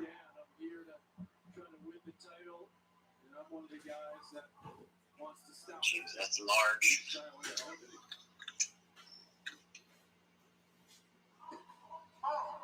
Think Medvedev's thinking about his speech. No, I think that guy it's so instinctive. See, as these guys get, as you become legends and goats, I think you feel like you got to deliver a message greater than just a speech. Man, Medvedev, I think, just talks what he's feeling right then. He's not thinking about corporate. Gave a great interview the other night, the insights, and certainly Novak does too. He gives a very long answer to a question, but I like their answers. Their answers aren't that guarded. They're kind of open. Yeah, open in a way that's still appropriate. Yeah. Not like you and me. No, like open. I have to be guarded. You need to be guarded. You need to be medicated. There's a difference between guarded and medicated. Yeah.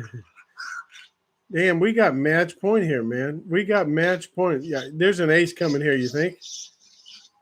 I mean, if I'm him, I'm just hitting it like as hard as I can. Both serves. If it was me, I'd be spinning in it and stomping my feet. I'd Open be for me. playing a smart point if it comes back, but I'm going for aces. They're trying to calm the people down. He's going to get aced. What the hell's going on here? There's people yelling and screaming. Come on, man. Always a little drama there. And last night it was blood. Yeah, I saw that.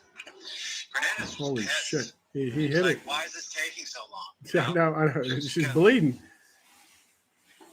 Oh, whoa! He doubled. It doubled the pressure. $2.5 million.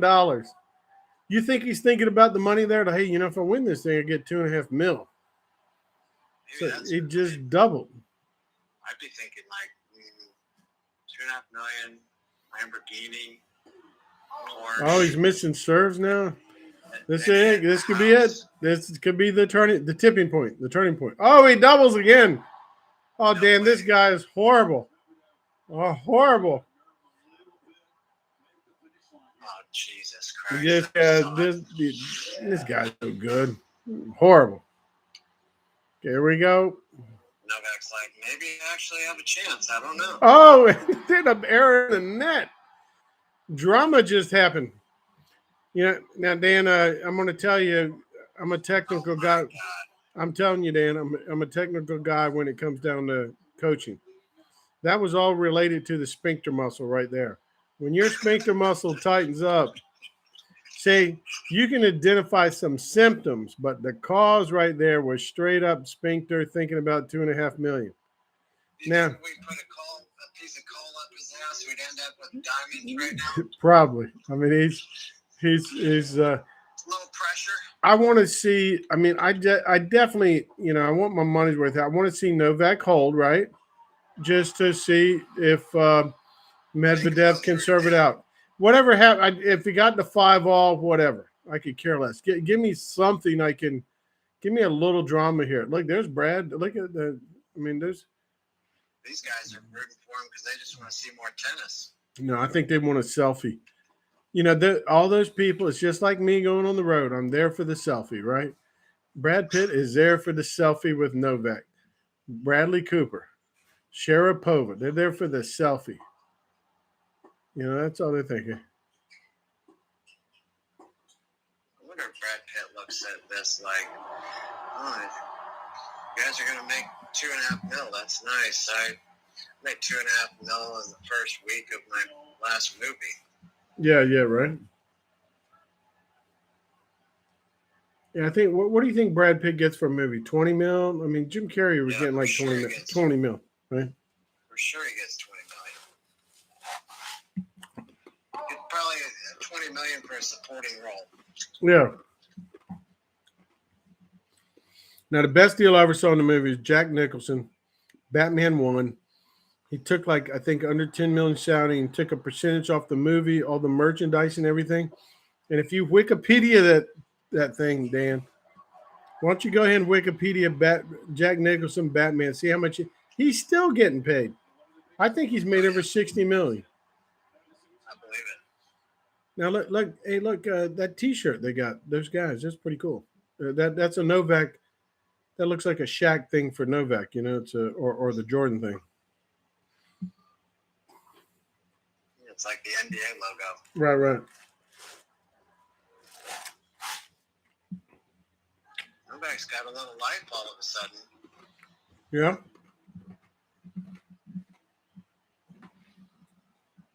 My TV just asked me if I'm still watching.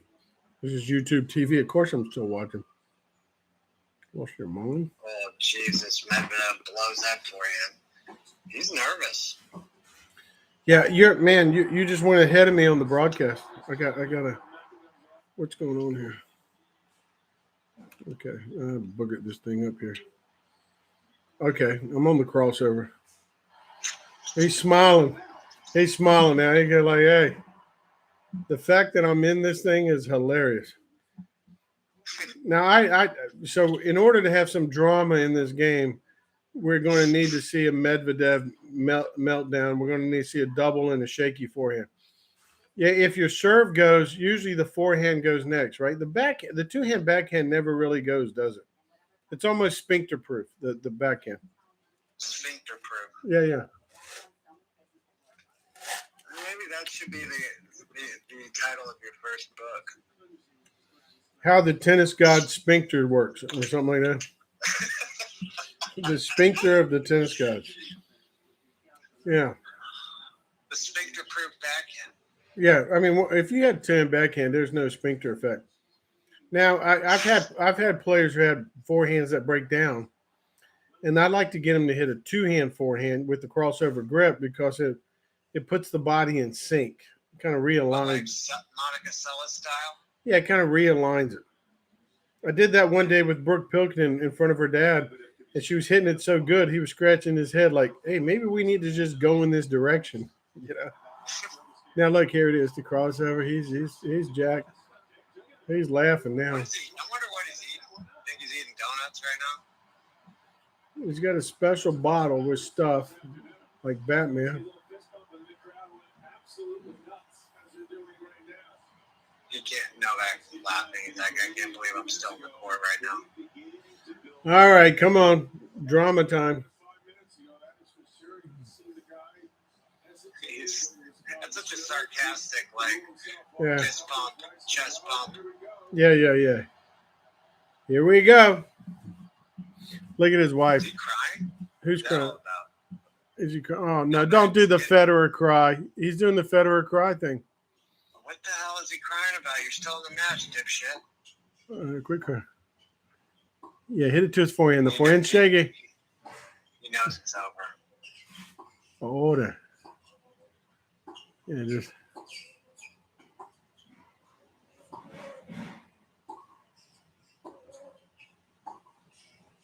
He's maneuvering, baby. Damn. He was maneuvering, an unforced error. Come on, man. We just want a little bit more out of you. We just need a little bit more. What a point. See, I somehow messed up my broadcast. You're ahead of me now. I think you're ahead of me. Novak just Medvedev won that point by hitting a bunch of twos in a row. Yeah, sometimes you hit it short down. The guy doesn't have the nerve to do anything. Whoa, that's a bad miss. We're gonna need two doubles to win this game.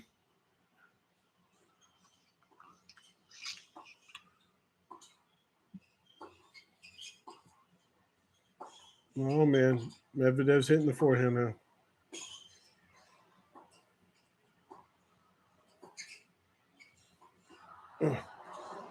I'm actually getting nervous.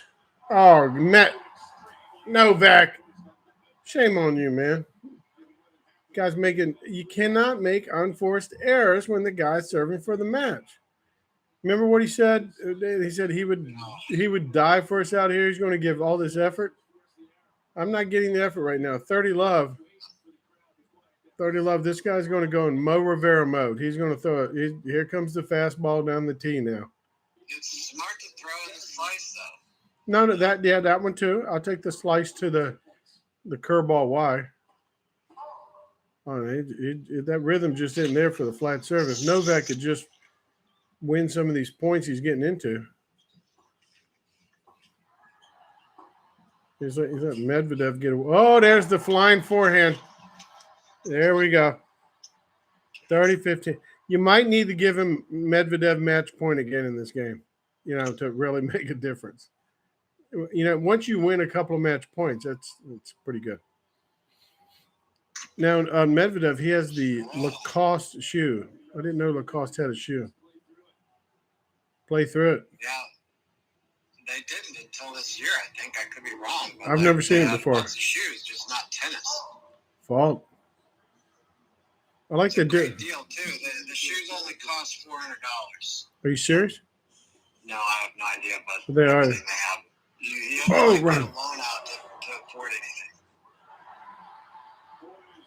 afford40-15, anything.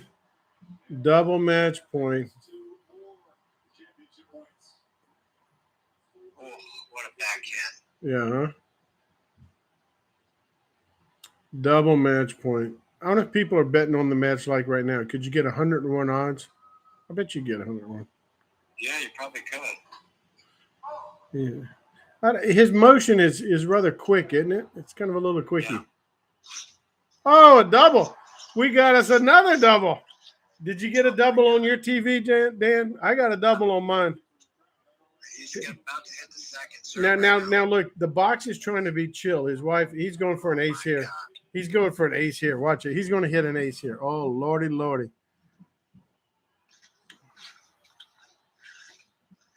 He won it. Oh, look at that. That was stupid. Dave Howell and I bet he wouldn't just fall down. So there it is. What? I don't like all this hugging. I don't like this hugging. This was so. What a weird celebration. What's that all about? This is so anticlimactic. I mean, it went like SpongeBob. So. I can't believe he won. I mean, straight. I guess I just won. Yeah. What do you mean? What do you mean you can't believe you won? You predicted it. Yeah. In fact, you said 4 sets. I mean, to win 3 straight. Now we're going to get some stupid. I don't think I'm going to watch this stuff on the interviews now. I'm so over this whole U.S. Open. I'm going to talk about the Banana Open or something.